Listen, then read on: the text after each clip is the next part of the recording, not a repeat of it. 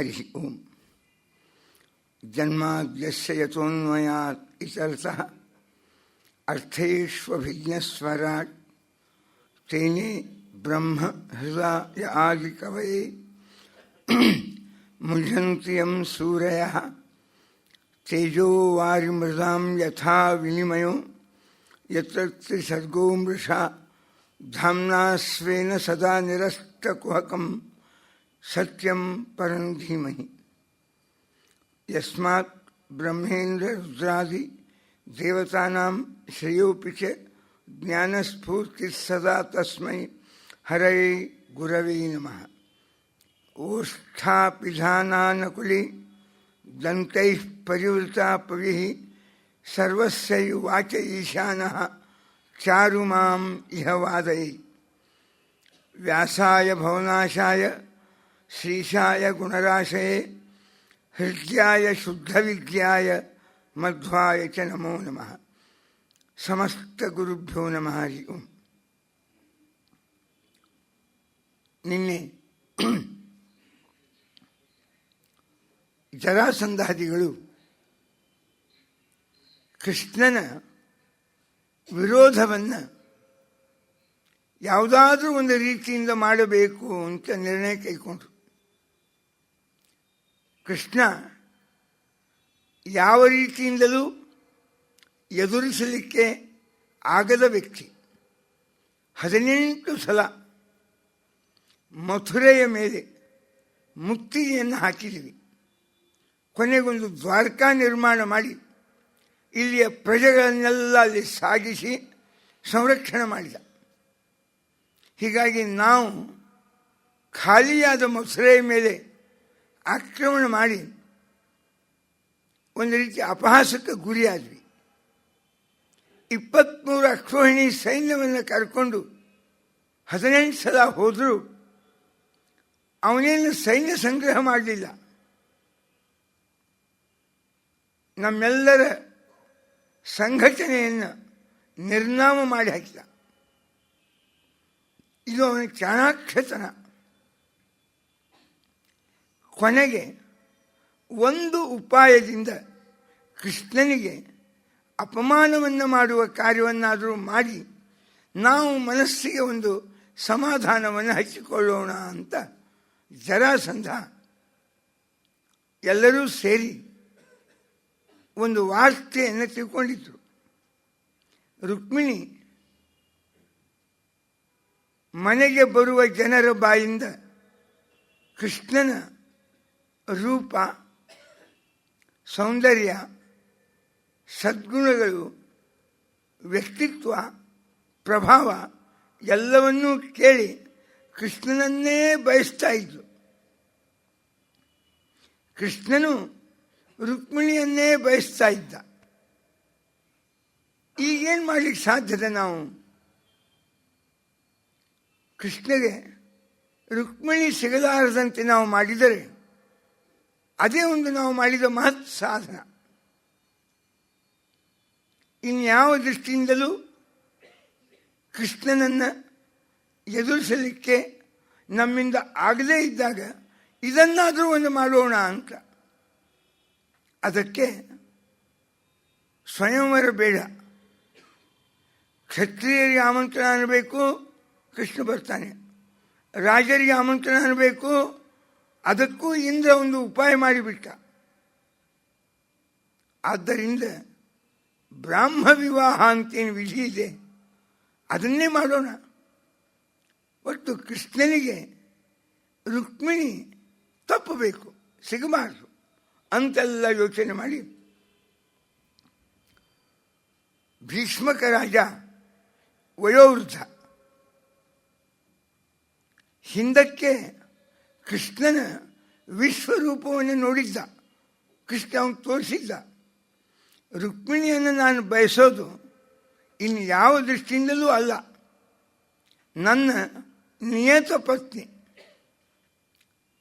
ದೇವತೆಗಳಲ್ಲಿ ಈ ಪತಿಪತ್ನಿ ಭಾವ ನಿಯತವಾಗಿರ್ತದೆ. ನಿಯತ ಅಂದರೆ ಎಷ್ಟೇ ಜನ್ಮಗಳನ್ನು ಆ ದೇವತಾ ತಾಳಿ ಅಥವಾ ಅವನ ಪತ್ನಿಯೇ ತಾಳಿ ಅವರಿಗೇನೆ ಒಂದು ಬಾಂಧವ್ಯ ಅಂಬುದು ಇದಕ್ಕೆ ನಿಯತ ಪ್ರತಿಪತ್ನಿತ್ವ ಅಂತ ಬ್ರಹ್ಮಸೂತ್ರ ಇತ್ಯಾದಿಗಳಲ್ಲಿ ಈ ವಿಚಾರಗಳು ಬಾಂಧವ ಉಪನಿಷತ್ವಾಗಿರ್ತಕ್ಕ ಒಂದು ಮಾತು. ಆದ್ದರಿಂದ ಈ ಜನ್ಮದಾಗ ಯಾವುದೋ ಒಂದು ಹೆಂಡತಿ ಸಿಕ್ಕರು, ಮುಂದಿನ ಜನ್ಮಕ್ಕೆ ಮತ್ತೆ ಯಾರೋ, ಹೀಗೆ ಮನುಷ್ಯರಿಗಿದೆ. ಆದರೆ ದೇವತೆಗಳಲ್ಲಿ ಈ ನಿಯಮ ಇಲ್ಲ. ಅವರಿಗೆ ನಿಯತ ಪ್ರತಿಪತ್ನಿತ್ವ. ರುಕ್ಮಿಣಿ ಯಾವಾಗಲೂ ನನ್ನ ಪತ್ನಿ, ಆದ್ದರಿಂದ ನೋಡು ಅಂತ ಅವಾಗ ಭೀಷ್ಮಕ ರಾಜನಿಗೆ ಕೃಷ್ಣ ಹರಿವಂಶದ ಪ್ರಕಾರ ತನ್ನ ವಿಶ್ವರೂಪವನ್ನು ತೋರಿಸಿದ್ದ. ಅದು ಭಾಗವತದೊಳಗೆ ಏನು ಬರುವುದಿಲ್ಲ. ವೇದವ್ಯಾಸ ದೇವರದೇ ಎಲ್ಲ ವಾಂಗ್ಮಯ. ವೇದವ್ಯಾಸ ದೇವರು ಒಂದು ಕಡೆಗೆ ಹೇಳಿದ ವಿಷಯವನ್ನೇ ಮತ್ತೆ ಇಲ್ಲೂ ಹೇಳಿದರೆ ಇದನ್ಯಾರು ಓದಬೇಕು? ಅದಕ್ಕೆ ಅವ್ರಿಗೆ 4-5 ಕೃಷ್ಣನ ಬಗ್ಗೆ ನಿರ್ಮಾಣ ಮಾಡಿದ ವಾಂಗ್ಮಯ ಒಂದೊಂದರಾಗ ಕೆಲವು ಪ್ರತ್ಯೇಕವಾದ ವಿಷಯಗಳನ್ನು ವೇದವ್ಯಾಸರು ಸಂಗ್ರಹ ಮಾಡಿ ಹೇಳ್ತಾರೆ. ಮಹಾಭಾರತ ಅದೊಂದು ಶಾಂತಿ ಸಂಧಾನ, ಭಾರಿ ದೊಡ್ಡದಾದ ಪೊಲಿಟಿಕ್ಸ್, ಅದು ದೊಡ್ಡ ರಾಜನೀತಿ. ಮಹಾಭಾರತ ವಿಸ್ತಾರವಾಗಿ ಬಂದದ್ದು. ಭಾಗವತದೊಳಗೆ 4 ಶ್ಲೋಕದೊಳಗೆ ಮುಗಿದು ಹೋಗ್ಯದ. ಸುಧಾಮನ ಕಥೆ ಮಹಾಭಾರತ ಏನು ಬಂದಿಲ್ಲ. ಇಲ್ಲಿ ಒಬ್ಬ ಬಾಲ್ಯ ಸ್ನೇಹಿತ ಸುಧಾಮ ಕಡು ಬಡವ, ಕೃಷ್ಣ ಅತಿ ಶ್ರೀಮಂತ. ಆದರೆ ಆ ಸ್ನೇಹ ಪ್ರೀತಿಗೆ ಎಂದು ಈ ಶ್ರೀಮಂತಿಕೆ ಬಡತನ ಅಡ್ಡ ಬರುವುದಿಲ್ಲ. ಇದನ್ನು ಅದ್ಭುತವಾಗಿ ಚಿತ್ರಣ ಮಾಡ್ತದೆ ಭಾಗವತ.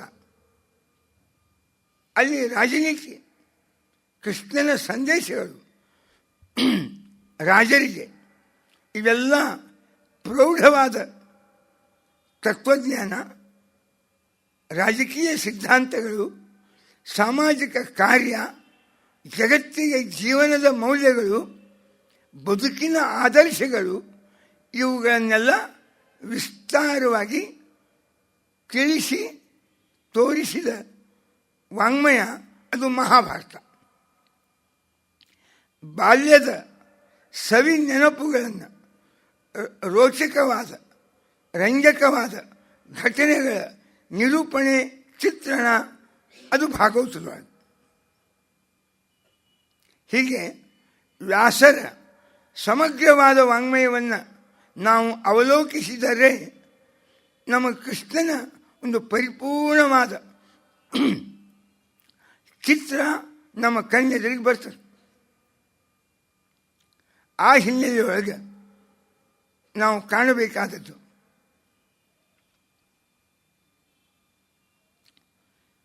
ಪರೀಕ್ಷಿತ ರಾಜ ಹೇಳಿದ ಕೃಷ್ಣನ ಕಥೆಯನ್ನು ವಿಸ್ತಾರವಾಗಿ ಹೇಳ್ರಿ. ಅದು ವಿವಾಹದ ಸಂದರ್ಭ. ಮದುವೆ ಸಂಕೋಚ ಆಯಿತು ಅಂತ ಬೇಡ. ಕೃಷ್ಣನ ವಿವಾಹಗಳು ಅಪೂರ್ವವಾಗಿವೆ. ರಾಮಾವತಾರದೊಳಗೆ ಶುದ್ಧ ಏಕಪತ್ನಿತ್ವ, ಕಣ್ಣೆತ್ತಿ ಇನ್ನೊಬ್ಬರನ್ನು ನೋಡಲಿಲ್ಲ, ಇನ್ನೊಬ್ಬರ ಜೊತೆಗೆ ಮಾತಾಡಲಿಲ್ಲ. ಇದು ರಾಮಾವತಾರದ ಒಂದು ಆದರ್ಶ, ಒಂದು ಮೌಲ್ಯ. ಕೃಷ್ಣಾವತಾರ ಹಾಗೇನಲ್ಲ. ಕೃಷ್ಣಾವತಾರದ ಮೌಲಿಕತೆ ಏನು ಅಂದರೆ, ಯಾರು ಪರಮಾತ್ಮನಿಂದ ಪ್ರೀತಿಯನ್ನು, ಸ್ನೇಹವನ್ನು ಬಯಸಿದ್ದಾರೆ ಅವರಿಗೆಲ್ಲ ಸಮರ್ಪಕವಾಗಿ ಅದನ್ನು ವಿಕೇಂದ್ರೀಕರಣ ಮಾಡಿದ್ದು.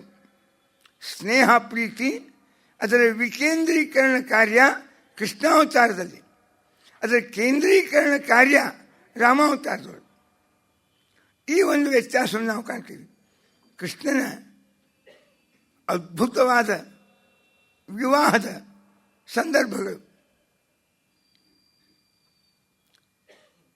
16,108 8 ಮದುವೆಗಳು ಕೃಷ್ಣನಿಗೆ, ಪತ್ನಿಯರು ಕೃಷ್ಣನಿಗೆ.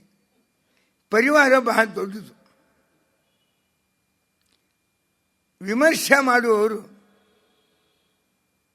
ಆ ವಾಂಗ್ಮಯದೊಳಗಿನ ಇಷ್ಟೇ ಕಥಾನಕವನ್ನು ತೆಗೆದುಕೊಳ್ತಾರೆ. 16,189 ಸಂಖ್ಯಾ ಒಂದೇ ತೋಳ್ತಾರೆ. ಅದರ ಹಿನ್ನೆಲೆಯನ್ನು ನೋಡ್ಲಿಕ್ಕೆ ಹೋಗುವುದಿಲ್ಲ. ಇವರು ಯಾರ್ಯಾರು? ರುಕ್ಮಿಣಿ ಯಾರು? ಸತ್ಯಭಾಮ ಯಾರು? ಇವರಿಬ್ಬರು ಸಾಕ್ಷಾತ್ ಲಕ್ಷ್ಮೀದೇವಿಯ ಅವತಾರ. ಲಕ್ಷ್ಮೀದೇವಿ ಪ್ರಪಂಚವನ್ನು ನಿಯಂತ್ರಣ ಮಾಡಲಿಕ್ಕೆ 3 ರೂಪಗಳನ್ನು ಧರಿಸ್ತಾಳೆ. ಪ್ರಪಂಚ ನಿರ್ಮಿತವಾದದ್ದೇ 3 ಗುಣಗಳಿಂದ: ಸತ್ವಗುಣ, ರಜೋಗುಣ, ತಮೋಗುಣದಿಂದ. ಮನುಷ್ಯನ, ಪ್ರಾಣಿಗಳ, ದೇವತೆಗಳ ಪ್ರತಿಯೊಬ್ಬರ ಬದುಕಿನಲ್ಲಿ ಇದ್ದದ್ದೇ 3 ಗುಣ: ಸತ್ವಗುಣ, ರಜೋಗುಣ, ತಮೋಗುಣ. ನಾಲೆಜು, ಜ್ಞಾನ, ತಿಳುವಳಿಕೆ, ಇದಕ್ಕೆ ಸತ್ವಗುಣ ಬೇಕು. ಅದು ಸರಿಯಾಗಿ ಚೆನ್ನಾಗಿ ಯಾರಲ್ಲಿ ಸತ್ವಗುಣ ಅದ ಅವರ ಬುದ್ಧಿ ಬಹಳ ತೀಕ್ಷ್ಣ ಆಗಿರ್ತದೆ. ಸತ್ವಗುಣದ ಅಂಶ ಕಡಿಮೆ ಇದ್ದರೆ ಅವ ಬಹಳ ಬುದ್ಧಿವಂತ ಆಗುವುದಿಲ್ಲ. ರಜೋಗುಣ ಹೆಚ್ಚಿದ್ರೆ ಆಕ್ಟಿವ್ನೆಸ್, ಕ್ರಿಯಾಶೀಲತೆ ಚೆನ್ನಾಗಿರ್ತದೆ. ಎಲ್ಲ ಭಗವದ್ಗೀತಾದ ಮಾತ. ರಜೋಗುಣ ಇತ್ತು ಅಂದರೆ ಕ್ರಿಯಾಶೀಲತೆ, ಮನಸ್ಸು ನಿಯಂತ್ರಿತವಾಗೋದು ರಜೋಗುಣದಿಂದ. ಬುದ್ಧಿ ನಿಯಂತ್ರಿತವಾಗೋದು, ಅದರ ಕಾರ್ಯ ವಿಸ್ತಾರವಾಗಿ ನಡೆಯೋದು ಸತ್ವಗುಣದಿಂದ. ಇಂದ್ರಿಯಗಳು ಹಾಗೂ ದೇಹ, ಇದರ ವ್ಯಾಪಾರ ಹಸಿವೆ, ನೀರಳಿಕೆ, ನಿದ್ರೆ ಇತ್ಯಾದಿಗಳೆಲ್ಲ ತಮೋಗುಣದಿಂದ ನಡೀತಾವೆ. ಕಾಮ, ಕ್ರೋಧ, ಲೋಭ, ಮೋಹ ಇವೆಲ್ಲ ತಮೋಗುಣದ ಕಾರ್ಯ. ಜಗತ್ತಿನ ಅಣು ಕಣಗಳಲ್ಲಿ ಈ 3 ಗುಣಗಳ ವ್ಯಾಪ್ತಿ ಅದ. ಅಂಕಿಕೊಂಡೆ ತಮೋಗುಣ ಅದು ಬೇಕೇ ಜೀವನದೊಳಗೆ, ರಜೋಗುಣನೂ ಬೇಕೇ, ಸತ್ವಗುಣನೂ ಬೇಕೇ. ಒಂದೇ ಗುಣದಿಂದ ಬದುಕು ಮುಂದೆ ಸಾಗುವುದಿಲ್ಲ. ಇದು ಕೃಷ್ಣನ ಮಾತು. ಆದ್ದರಿಂದ ಸತ್ವಗುಣ ಜ್ಞಾನಕ್ಕೆ ಬೇಕು, ರಜೋಗುಣ ಕ್ರಿಯಾ ಮನಸ್ಸಿನ ವ್ಯಾಪಾರಗಳಿಗೆ ಬೇಕು, ತಮೋಗುಣ ಇಂದ್ರಿಯಗಳು ಇವು ಅದರ ವ್ಯಾಪಾರಕ್ಕೆ ಬೇಕು. ಲಕ್ಷ್ಮೀದೇವಿ ಶ್ರೀ, ಭೂ, ದುರ್ಗಾ ಎಂಬ 3 ರೂಪದಿಂದ 3 ಗುಣಗಳಿಗೆ ನಿಯಾಮಕರು.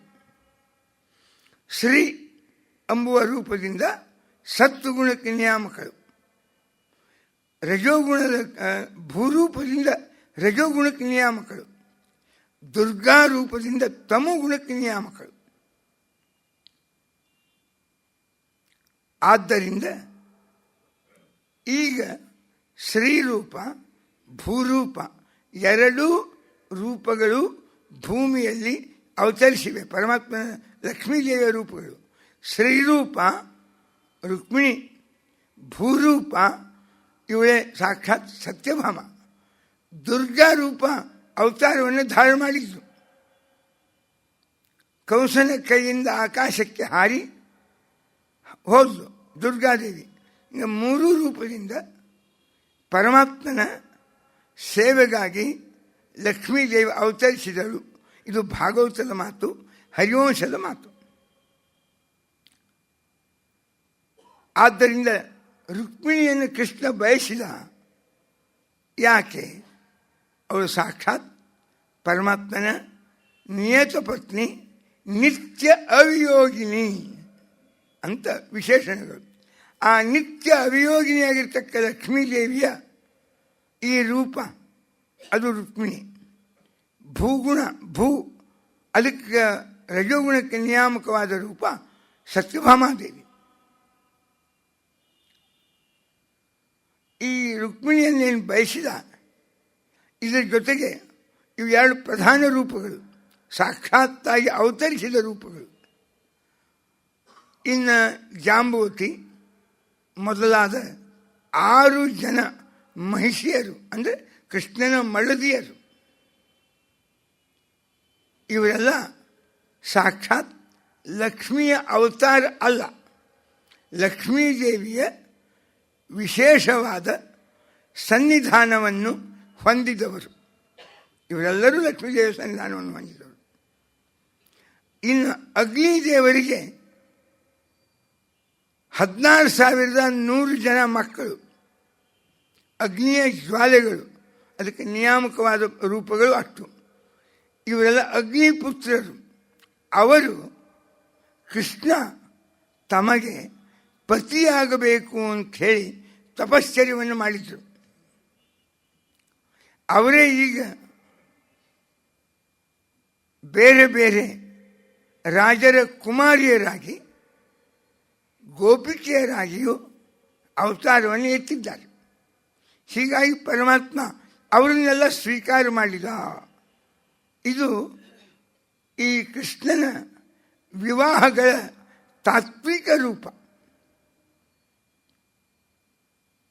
ಐತಿಹಾಸಿಕ ರೂಪ ಅಥವಾ ಸಾಮಾಜಿಕ ದೃಷ್ಟಿಯಿಂದ ನೀವು ನೋಡುವುದಾದರೆ 16,100 ಜನರನ್ನು ನರಕಾಸುರ ತನ್ನ ಅರಮನೆ ಅದನ್ನೇ ಇವರಿಗೆಲ್ಲ ಸೆರೆಮನೆಯನ್ನು ಮಾಡಿ ಇವರನ್ನೆಲ್ಲ ಬಂಧನದಲ್ಲಿ ಇಟ್ಟಿದ್ದ. ಇಷ್ಟು ಜನ ರಾಜಕುಮಾರಿಯರನ್ನು ಅವರೆಲ್ಲರೂ ಕೂಡಿ ಕೃಷ್ಣನಿಗೆ ಒಂದು ಪತ್ರ ಬರೆದರು, ನಮ್ಮನ್ನು ಈ ಬಂಧನದಿಂದ ನೀನು ಮುಕ್ತ ಮಾಡು ಅಂತ. ಕೃಷ್ಣ ನರಕಾಸುರನ ಸಂಹಾರ ಮಾಡಿ ಮಹಿಳೆಯರಿಗೆ ಬಂದ ಬಂಧನವನ್ನು ಬಿಡಿಸಿದ ಅಂತ ನಾವು ಇನ್ನೂ ಅನುಷ್ಠಾನ ಮಾಡ್ತೀವಿ.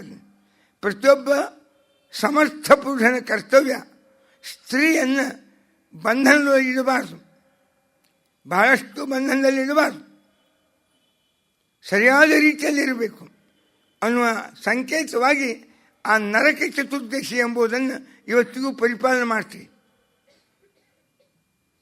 ಒಂದು ಇತಿಹಾಸ ಒಂದು ಹಬ್ಬದ ಮೂಲಕ ಜೀವಂತ ಉಳಿತದೆ. ಇದು ಸಂಸ್ಕೃತಿ. ಸಂಸ್ಕೃತಿಯ 4 ಆಯಾಮಗಳನ್ನ ನಾವು ಕಾಣ್ತೀವಿ. ಒಂದು ವಾಂಗ್ಮಯ ಪರಂಪರೆ, ಒಂದು ಉಪಾಸನಾ ಪರಂಪರೆ, 3ನೇದ್ದು ಗುಡಿ ಗುಂಡಾರ ಶಾಸನ, ಇವುಗಳ ರೂಪದಿಂದ ಈ ಸಂಸ್ಕೃತಿಯ ಜೀವಂತಿಕೆ, 4ನೇದ್ದು ಹಬ್ಬ ಹರಿದಿನಗಳು ಇತ್ಯಾದಿಗಳ ರೂಪದಿಂದ ಸಮಾಜದೊಳಗೆ ಜೀವಂತ ಉಳಿಯುವಿಕೆ. ಬಲಿ ಪ್ರತಿಪದ, ನರಕ ಚತುರ್ದಶಿ, ನವರಾತ್ರಿ, ನಾಳೆ ಬರ್ತದೆ ವೈಕುಂಠ ಏಕಾದಶಿ, ಈ ರೂಪದಿಂದ ಒಂದು ಸಂಸ್ಕೃತಿ, ಒಂದು ನಂಬಿಕೆ ಜೀವಂತವಾಗಿ ಉಳಿಲಿಕ್ಕೆ ನಿರ್ಮಾಣವಾದ 4ನೇ ವಿಧಾನ ಇದು. ಕೃಷ್ಣ ನರಕಾಸುರನ ಸಂಹಾರ ಮಾಡಿ ಅವರನ್ನೆಲ್ಲರನ್ನೂ ಬಂಧನದಿಂದ ಬಿಡುಗಡೆ ಮಾಡಿದ. ಸಮಸ್ಯೆ ಸುಲಭವಾಗಿ ಪರಿಹಾರ ಆಗಲಿಲ್ಲ, ಇನ್ನಷ್ಟು ಕಗ್ಗಂಟಾಯಿತು. ಕಾರಣ ಏನು ಅಂದರೆ ಈ 16,101 ಜನರನ್ನು ಮದುವೆ ಮಾಡ್ಕೊಂಬೋರು ಯಾರು? ಅವನ ಬಂಧನದಿಂದ ಹೊರಗೆ ಬಂದರು. ಆದರೆ ಅವರು ಶುದ್ಧರು. ಯಾ ಅಕ್ಷತಯೋನಯ, ಅವರು ಶುದ್ಧ ಜೀವನ, ಏನೇನು ಯಾರ್ಯಾರು ಸ್ಪರ್ಶನೂ ಇಲ್ಲ, ದರ್ಶನವೂ ಇಲ್ಲ, ಹಾಗೆ ಬಾಳಿದ ಅವ್ರ ಬಗ್ಗೆ ಜನಗಳಿಗೆ, ಸಮಾಜಕ್ಕೆ ವಿಶ್ವಾಸ ಬರಬೇಕಲ್ಲ. ಹೀಗಾಗಿ ಯಾರೂ ಅವರನ್ನು ಮದುವೆ ಮಾಡಿಕೊಳ್ಳಲಿಕ್ಕೆ ಮುಂದೆ ಬರಲಿಕ್ಕೆ ತರುಣರು ತಯಾರಿದ್ದಿದ್ದಿಲ್ಲ.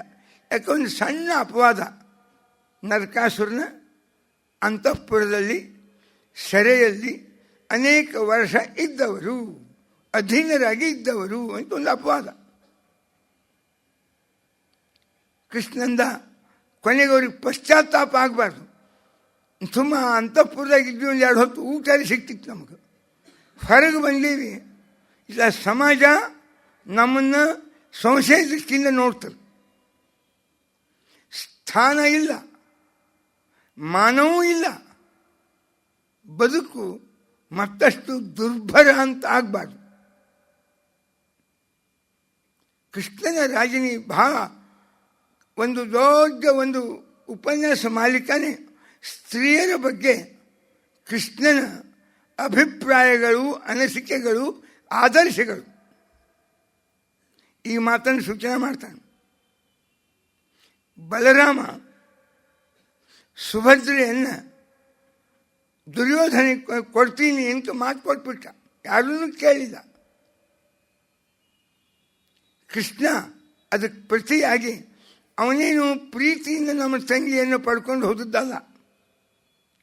ನಮಗೆ ದುರ್ಯೋಧನ ಹಾಗೂ ಅಂತಹ ವಿಚಾರಧಾರೆಯವರು ಮಾಡುವ ಅನ್ಯಾಯವನ್ನು ಪ್ರತಿಭಟನಾ ಮಾಡುವ ವ್ಯಕ್ತಿಗಳು ನಾವು. ಸಮಾಜದೊಳಗೆ ಯಾರೇ ಅವನು ಜರಾಸಂಧನೇ ಇರಲಿ, ನರಕಾಸುರನೇ ಇರಲಿ, ಯಾರೇ ಅನ್ಯಾಯ ಮಾಡ್ತಾ ಇದ್ರು ಅಂದರೆ ಅವರನ್ನು ಆ ಸ್ಥಾನದಿಂದ ಇಳಿಸುವುದು, ಯೋಗ್ಯರನ್ನು ಕುಳ್ಳಿರಿಸುವುದು, ಇದು ನಮ್ಮ ಕಾರ್ಯ. ಇದಕ್ಕೆ ಯಾರ್ಯಾರು ವಿರೋಧಿಗಳಿದ್ದಾರೆ ಅವರೆಲ್ಲ ಒಟ್ಟುಗೂಡ್ತಾರೆ ನಮ್ಮ ವಿರೋಧ ಮಾಡಲಿಕ್ಕೋಸ್ಕರವಾಗಿ. ಆದ್ದರಿಂದ ಕೃಷ್ಣ ಏನು ಯೋಚನೆ ಮಾಡಿದ? ದುರ್ಯೋಧನ ನಾವು ಅಣ್ಣ ತಮ್ಮಂದರಿಗೆ ಪಾಂಡವರಿಗೆ ಮುಕ್ತವಾಗಿ ಸಹಾಯ ಮಾಡದೆ ದುರ್ಯೋಧನನ ಪರವಾಗಿಯೂ ಉಳಿಬೇಕು, ಪಾಂಡವರ ಪರವಾಗಿಯೂ ಉಳಿಬೇಕು. ಇದು ನಮಗೆ ಮುಕ್ತವಾಗಿ ಅನ್ಯಾಯವನ್ನು ವಿರೋಧಿಸುವ ನಮ್ಮದೇ ಆದ ವೈಯಕ್ತಿಕ ಸ್ವಾತಂತ್ರ್ಯ ಅಥವಾ ವ್ಯಕ್ತಿತ್ವಕ್ಕೆ ಒಂದು ರೀತಿಯ ದಿಗ್ಬಂಧನ, ನೈತಿಕ ಬಂಧನ ಹಾಕುವ ಯೋಚನೆ ಇದು ದುರ್ಯೋಧನಂದು. ಕೃಷ್ಣ ತಾನೇ ಸುಭದ್ರೆಯ ವಿವಾಹ ಅರ್ಜುನನ ಜೊತೆಗೆ ಮಾಡಿಸಿ ಓಡಿ ಹೋಗಲಿಕ್ಕೆ ರಥವನ್ನು ತನ್ನದೇ ಕೊಟ್ಟು ಮತ್ತೆ ಬಂದು ಕೂತ್ಬಿಟ್ಟಿದ್ದಾನೆಲ್ಲ ಜೊತೆಗೆ. ಮರುದಿನ ಸೂರ್ಯಗ್ರಹಣಕ್ಕೆ ಸೇರಿದ್ರು. ಬಲರಾಮ ಯಾದವರು ತಿರುಗಿ ಬಂದರು. ದೊಡ್ಡ ಎಮರ್ಜೆನ್ಸಿ ಮೀಟಿಂಗ್. ಅವನು ಪಾಂಡವರ ಅರ್ಜುನ ನಮ್ಮ ತಂಗಿಯಾದ ಸುಭದ್ರೆಯನ್ನು ಓಡಿಸಿಕೊಂಡು ಹೋಗಿದ್ದಾನೆ. ಅವನಿಗೆ ಈಗಾಗಲೇ ಮದುವೆಯಾಗಿದೆ. ದ್ರೌಪದಿ 5 ಜನರ ಪತ್ನಿಯಾಗಿದ್ದಾಳೆ. ಇಂತಹ ವೇಳೆಯಲ್ಲಿ ನಮ್ಮ ತಂಗಿಯನ್ನು ಅವನು ಅಪಹರಿಸಿದ್ದಾನೆ. ಸಾಂಬಾದಿಗಳು, ಬಲರಾಮ ಎಲ್ಲರೂ ತುಂಬ ಶಿಸ್ತಿಗೆತ್ತರು. ಏನೇ ಆಗಲಿ ಆ ಅರ್ಜುನನನ್ನು ಕೊಂದಾಗಲಿ ಸೆರೆ ಹಿಡಿದಾಗಲಿ ತೊಗೊಂಡು ಬಂದು ನಾವು ನಮ್ಮ ತಂಗಿನ ಕರ್ಕೊಂಡು ಬರ್ತೀವಿ ಅಂತ ಜೋರಾಗಿ ಒದ್ದಾಡ್ತಾ ಇದ್ರು ಮೀಟಿಂಗ್ ಒಳಗೆ. ಕೃಷ್ಣ ಹೆಂಗೆ ಕೂತಿದ್ದ, ಕಾರ್ಯ ಎಲ್ಲ ತಾನೇ ಮಾಡಿದವ, ಏನೂ ಸಂಬಂಧ ಇಲ್ಲಾರ್ದಕ್ಕೆ ಕೂತಿದ್ದ ಕೃಷ್ಣ. ಅವಾಂಗ್ಮುಖಸ್ತತ್ರ ವಿಮನಾ ಇವಾಸಿ. ಮುಖ ಕೆಳಗೆ ಹಾಕ್ಕೊಂಡಾನ, ಮನಸ್ಸಿಗೆ ಬಹಳ ನೋವಾದವ್ರಿಗೆ ಕೂತಿದ್ದ. ಬಲರಾಮನ್ ಕೇಳಿದರು ಎಲ್ಲ ಯಾದವರು, ಆ ಪಾಂಡವರು ಬಹಳ ಸ್ವಚ್ಛಿಗೆ ಬಂದಿದ್ದಾರೆ, ನಾವು ಯಾರು ಯಾದವರು ಅಂತ ಕಿಮ್ಮತ್ತಿಲ್ಲ ಅವರಿಗೆ, ಅದಕ್ಕೆ ಅವ್ರನ್ನ ಸೆರೆ ಹಿಡಿದು ತೊಗೊಂಡು ಬರ್ತೀವಿ, ನಾವು ಕೊಂದಾಡಿ ತರ್ತೀವಿ. ಬಲರಾಮ ನೀ ಹಿರಿಯ, ಅನುಮತಿ ಕೊಡು ಅಂತ ಕೇಳಿದರು. ಬಲರಾಮ ಹೇಳಿದ, ಕೃಷ್ಣಾಜ್ಞೆಯಾಂತೂ ನ ಸ್ವೇಚ್ಛೆಯೈವ. ಆ ಕೃಷ್ಣನ ಪರ್ಮಿಷನ್ ತೊಗೊಂಡು ಹೋಗ್ರಿ, ಸ್ವತಂತ್ರವಾಗಿ ಯಾವ ನಿರ್ಣಯ ಕೈಕೋಬೇಡ್ರಿ, ನಾ ಕೈಕೊಂಡಿದ್ದಕ್ಕೆ ಹೀಗಾಗ್ಯದ, ದುರ್ಯೋಧನ ಕೊಡ್ತೀನಿ ಅಂತ. ಅದಕ್ಕೆ ಅವನು ಕೇಳಿ ಹೋಗಿ, ಅವನು ಕೇಳಿದ್ರು, ಕೃಷ್ಣನ್ ಕೇಳಿದ್ರು, ಕೃಷ್ಣ ಏನು ಮಾಡೋಣ ಅಂತೀನಿ. ಅವ್ರ ಮುಖ ಮೇಲೆ ಎತ್ತಿದ ಕೃಷ್ಣ, ಕಪಟನಾಟಕ ಸೂತ್ರಧಾರಿ ಅಂತಾರೆ ಅವನಿಗೆ. ಅಲ್ಲ, ನೀವೇನು ಮಾಡಬೇಕು ಅಂತ ಮಾಡಿರಿ. ಆ ಪಾಂಡವರಿಗೆ ಎಷ್ಟು ಸೊಕ್ಕು, ಅವರು ನಮ್ಮ ತಂಗಿಯನ್ನು ಅಪಹಾರ ಮಾಡ್ಕೊಂಡು ಹೋಗಿದ್ದಾರೆ. ಅದು ನಮಗೆ ಅವಮಾನ. ನಮ್ಮಂಥ ವೀರರು ಯಾದವರು ಇದ್ದು ಈ ಅವಮಾನವನ್ನು ಸಹನ ಮಾಡ್ಕೊಂಬುದು ಅಂದರೆ ಎಂಥ ಘೋರ ಇದ್ದುದು ಅಲ್ಲ. ಆದ್ದರಿಂದ ಅವರಿಗೆ ಬುದ್ಧಿ ಕಲಿಸ್ತೀವಿ ಅಂತ ಜೋರಾಗಿ ಒದರಾಡಿದರು. ಕೃಷ್ಣ ಒಂದೇ ಮಾತು ಹೇಳಿದ, ಅವಮಾನ ಅವರಿಗೂ ನಮಗೂ ಅವಮಾನ ಅವರಿಗೆ. ನಾವ್ಯಾರೂ ಇರದೇ ಇದ್ದಾಗ ನಮ್ಮ ತಂಗಿಯನ್ನು ಅಪಹಾರ ಮಾಡ್ಕೊಂಡು ಹೋಗ್ಯಾನ, ಇದು ಅವಮಾನ ಅವಂಗ. ನಾವೆಲ್ಲರೂ ಇದ್ದಾಗ ನಮ್ಮ ಜೊತೆಗೆ ಹೋರಾಡಿ ನಮ್ಮನ್ನು ಸೋಲಿಸಿ ಅವನೇನಾದರೂ ಸುಭದ್ರೇನೋ ಅಪಹಾರ ಮಾಡಿದ್ರೆ ಅದು ನಮಗೆ ಅವಮಾನ ಆಗ್ತಿತ್ತು, ನಾವು ಸೋತದ್ದಕ್ಕೆ. ನಾವು ಇರದೇ ಇದ್ದಾಗ ನಮಗೆ ಅಂಜಿ ಏಕಾಂತದಾಗ ಅಪಹಾರ ಮಾಡ್ಕೊಂಡು ಹೋಗ್ಯಾನ. ಅವನು ಹೇಳಿ ಅಂತ ಅವಂಗಂತಾರೆ ಹೊರತು ನಮಗೆ ಅನ್ನೋದಿಲ್ಲ. ನೀವು ಯಾಕೆ ಶಿಸ್ತಿಗೆದ್ದೀರಿ ಎಂದ.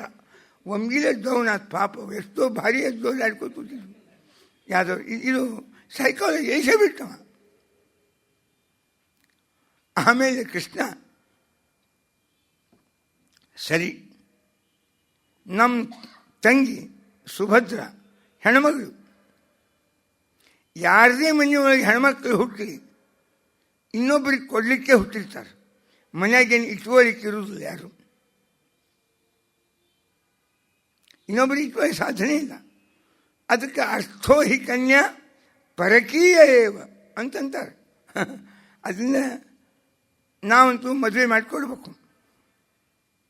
ಈಗ ಅರ್ಜುನನನ್ನು ಸೆರೆ ಹಿಡಿದೋ ಕೊಂದೋ ನಮ್ಮ ತಂಗಿಯನ್ನು ಕರ್ಕೊಂಡು ಬರ್ತೀರಿ ವಾಪಸ್ಸು, ಸರಿ.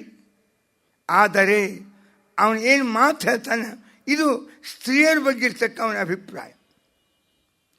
ಪರಾಮೃಷ್ಟಾಂ ನೈವ ಕಶ್ಚಿದ್ ವಿಲಿಪ್ಸೇತ್.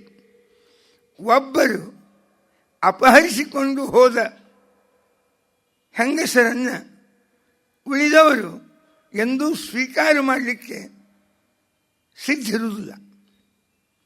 ಇದೊಂದು ಸಾಮಾಜಿಕವಾದ ಲೋಪೋ ದೋಷೋ ಬೇಕಾದನ್ರಿ.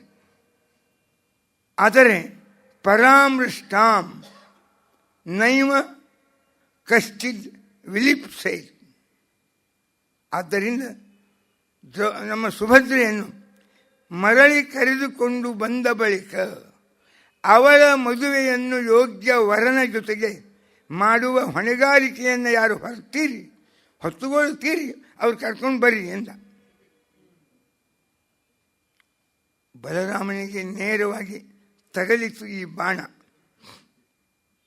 ಅವನು ವಿಚಾರ ಮಾಡಿದ, ನಿಜ ಕರ್ಕೊಂಡು ಬರ್ಬೋದು ಸುಭದ್ರೆಯನ್ನು, ಅರ್ಜುನನ್ನು ಸೋಲಿಸಿ ಅಥವಾ ಹೊಡೆದು ಅಥವಾ ಇನ್ನೇನೋ ಮಾಡಿ. ನಾಳೆ ಒಬ್ಬ ಯೋಗ್ಯ ವರನ ಜೊತೆಗೆ ಮದುವೆ ಮಾಡುವ ನಿಶ್ಚಯ ಮಾಡಿ ಉದ್ಯುಕ್ತರಾದಾಗ ಒಂದೇನಾರೇ ಮೂಕ ಪತ್ರ ಬಂದುಬಿಡ್ತಾರೆ. ಹೀಗೆ ಸುಭದ್ರೆ ಇನ್ನು 3 ದಿವಸ ಅರ್ಜುನ ಕರ್ಕೊಂಡು ಹೋಗಿದ್ದ, ಆ ಮದುವೆ ನಿಂತು ಹೋಗ್ತಾವೆ.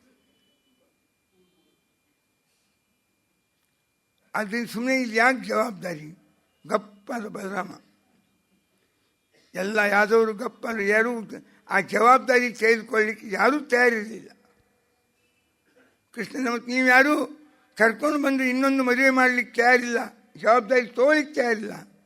ಹಾಗಾದರೆ ಅವನು ನಮ್ಮ ಸೋದರತೆಯ ಮಗ, ಪರಾಕ್ರಮಿ, ತ್ರಿಲೋಕ ಧನುರ್ಧಾರಿ, ಯೋಗ್ಯ ವರ ಅಂತ ಕರ್ಕೊಂಡು ಹೋಗ್ಯಾನ. ಅವನು ಕರೆಯೋಣ, ನಮಗೇನು ಕೊಡ್ಬೇಕನ್ಸಿಲ್ಲ ಅದನ್ನು ಕೊಡೋಣ, ಮರ್ಯಾದೆ ಮಾಡಿ ಒಂದು ರಿಸೆಪ್ಷನ್ ಮಾಡಿ ಕಳಿಸೋಣ ಅಂತ ಹೇಳಿದ. ಎಲ್ಲರಂದ್ರು ಬರೋಬ್ಬರ ಅದ, ನಿಂದೆ ಬರೋಬ್ಬರ ಅದ ಅಂದರು. ಇಲ್ಲಿ ನಾವು ಮಾತಾಡಿದ ಅನೇಕ ಸಂದರ್ಭದೊಳಗೆ ಯೋಷಿತೋಹಿ ಸದಾ ರಕ್ಷ್ಯಾ. ಯೋಷಿತ್ ಅಂದರೆ ಸ್ತ್ರೀ. ಯೋಷಿತೋ ಹಿ, ಏನೇ ಆಗಲಿ ಸ್ತ್ರೀಯರನ್ನು ಎಲ್ಲ ರೀತಿಯಿಂದ ಯಾವಾಗಲೂ ಸಂರಕ್ಷಣೆ ಮಾಡೋದು ಇದು ಧರ್ಮಶಾಸ್ತ್ರದ್ದು ಜವಾಬ್ದಾರಿ, ಸಮಾಜದ್ದು ಜವಾಬ್ದಾರಿ, ಪುರುಷರದ್ದು ಜವಾಬ್ದಾರಿ. ಕೃಷ್ಣನ ಮಾತ ಯೋಷಿತೋ ಹಿ ಸದಾ ರಕ್ಷ್ಯಾ ಸ್ವಾಪರಾಧಾಪಿ. ಏನೋ ತಿಳಿಯದೋ ಅಪರಾಧ ಆಯಿತು ಅಂತ ಮುಗ್ಧರಾದ ಸ್ತ್ರೀಯನ್ನು ಸಮಾಜದಿಂದ ಹೊರಗೆ ಹಾಕುವ ವಿಧಾನಕ್ಕೆ ಧರ್ಮಶಾಸ್ತ್ರದ ಅಭಿಮತಿಯೂ ಇಲ್ಲ. ಸಮಾಜನೂ ಮಾಡ್ತಕ್ಕದ್ದಲ್ಲ, ಅದನ್ನು ಯಾವ ಪುರುಷರೂ ಈ ಕಾರ್ಯ ಮಾಡ್ತಕ್ಕದ್ದಲ್ಲ. ಇದು ಕೃಷ್ಣನ ನಿಯಮ. ಬೇಕಾದಾಗಲಿ ಸ್ತ್ರೀಯನ್ನು ಸಂರಕ್ಷಣೆ, ಅವರ ಜೀವನಕ್ಕೆ ಸೆಕ್ಯುರಿಟಿ ಸಂರಕ್ಷಣೆ ಇರಲೇಬೇಕು. ಇದು ಸ್ತ್ರೀಪರವಾದ ಕೃಷ್ಣನ ನೀತಿಗಳಿವು. ಅವರ ಇಚ್ಛೆಯ ವಿರುದ್ಧ ಹೋಗಬಾರ್ದು, ಬಲಾತ್ಕಾರ ಮಾಡಬಾರ್ದು, ಸಂರಕ್ಷಣೆ ಅವರಿಗೆ ಇರಬೇಕು. ಇವು 3 ಪಾಯಿಂಟ್ ಹೇಳ್ತಾನೆ ಕೃಷ್ಣ ಇಲ್ಲಿ. ಅದಕ್ಕೆ ಅವನ ಬಾಲ್ಯಲೀಲ ಅದರೊಳಗೆ ಹಂಗೆ ತತ್ವಜ್ಞಾನ, ಸಮಾಜ ನೀತಿ, ನೈತಿಕತೆ ತುಂಬ್ಯದ. ಬಾಲ್ಯಲೀಲಾದೊಳಗೆ ನಾವು ಕಂಡ್ವಿ. ಸಮಾಜ ನೀತಿ ಏನು? ಜನಸಾಮಾನ್ಯರ ಜೊತೆಗೂ ಎಷ್ಟೇ ದೊಡ್ಡ ಮನುಷ್ಯರಿರಲಿ ಬೆರಿಬೇಕು, ಪ್ರೀತಿಯಿಂದ ಇರಬೇಕು ಅವ್ರ ಜೊತೆಗೆ. ಪಾಪ್ಯುಲಾರಿಟಿ ಸಲುವಾಗಿಲ್ಲ, ಪ್ರಾಮಾಣಿಕವಾಗಿ. ಹಳ್ಳಿಗಳಲ್ಲಿ ವಾಸ ಅಂತ ಒಬ್ಬ ಮಲ್ಕೋತಿದ್ದೆ. ಅವನೊಮ್ಮೆ ಹಳ್ಳಿಯಾಗ ಹೋಗಿ ಒಂದು ವರ್ಷ ಚೀಫ್ ಮಿನಿಸ್ಟರ್ ಇದ್ದಾಗ ದಿನ ಯಾವ್ದಾದ್ರು ಒಂದು ಹಳ್ಳಿ ಹೋದ ಅಂದ್ರೆ ಅಲ್ಲಿ ರೈತರ ಮನೆಯಾಗಿದ್ದು ಬರ್ತಿದ್ದ. ಹಂಗೆ ನಾಟಕ ಅಲ್ಲ, ಪ್ರಾಮಾಣಿಕ ಇರಬೇಕು. ಇದು ಕೃಷ್ಣನ ಇಂಗಿತ. ಹಾಗೆ ಈ ವಿವಾಹದ ಘಟನಾದಾಗೂ ಅದೇ. ಇಷ್ಟು ಮಂದಿ ಹೊರಗೆ ಬಂದರೆ ಹೆಣ್ಮಕ್ಳು, ಅವರ ಜೀವನಕ್ಕೆ ಒಂದು ಸಂರಕ್ಷಣೆ, ಒಂದು ವ್ಯವಸ್ಥೆ ಆಗಲೇಬೇಕಲ್ಲ. ಎಷ್ಟು ಜನ ನಾನು ಮಾಡ್ಕೋತೀನಿ ಅಂತ ಹೇಳಿ ತಯಾರಿದ್ರು, ಪುರುಷರು ಮುಂದೆ ಬಂದರು, ಯಾರೂ ಬರಲಿಲ್ಲ. ಕೃಷ್ಣಂದ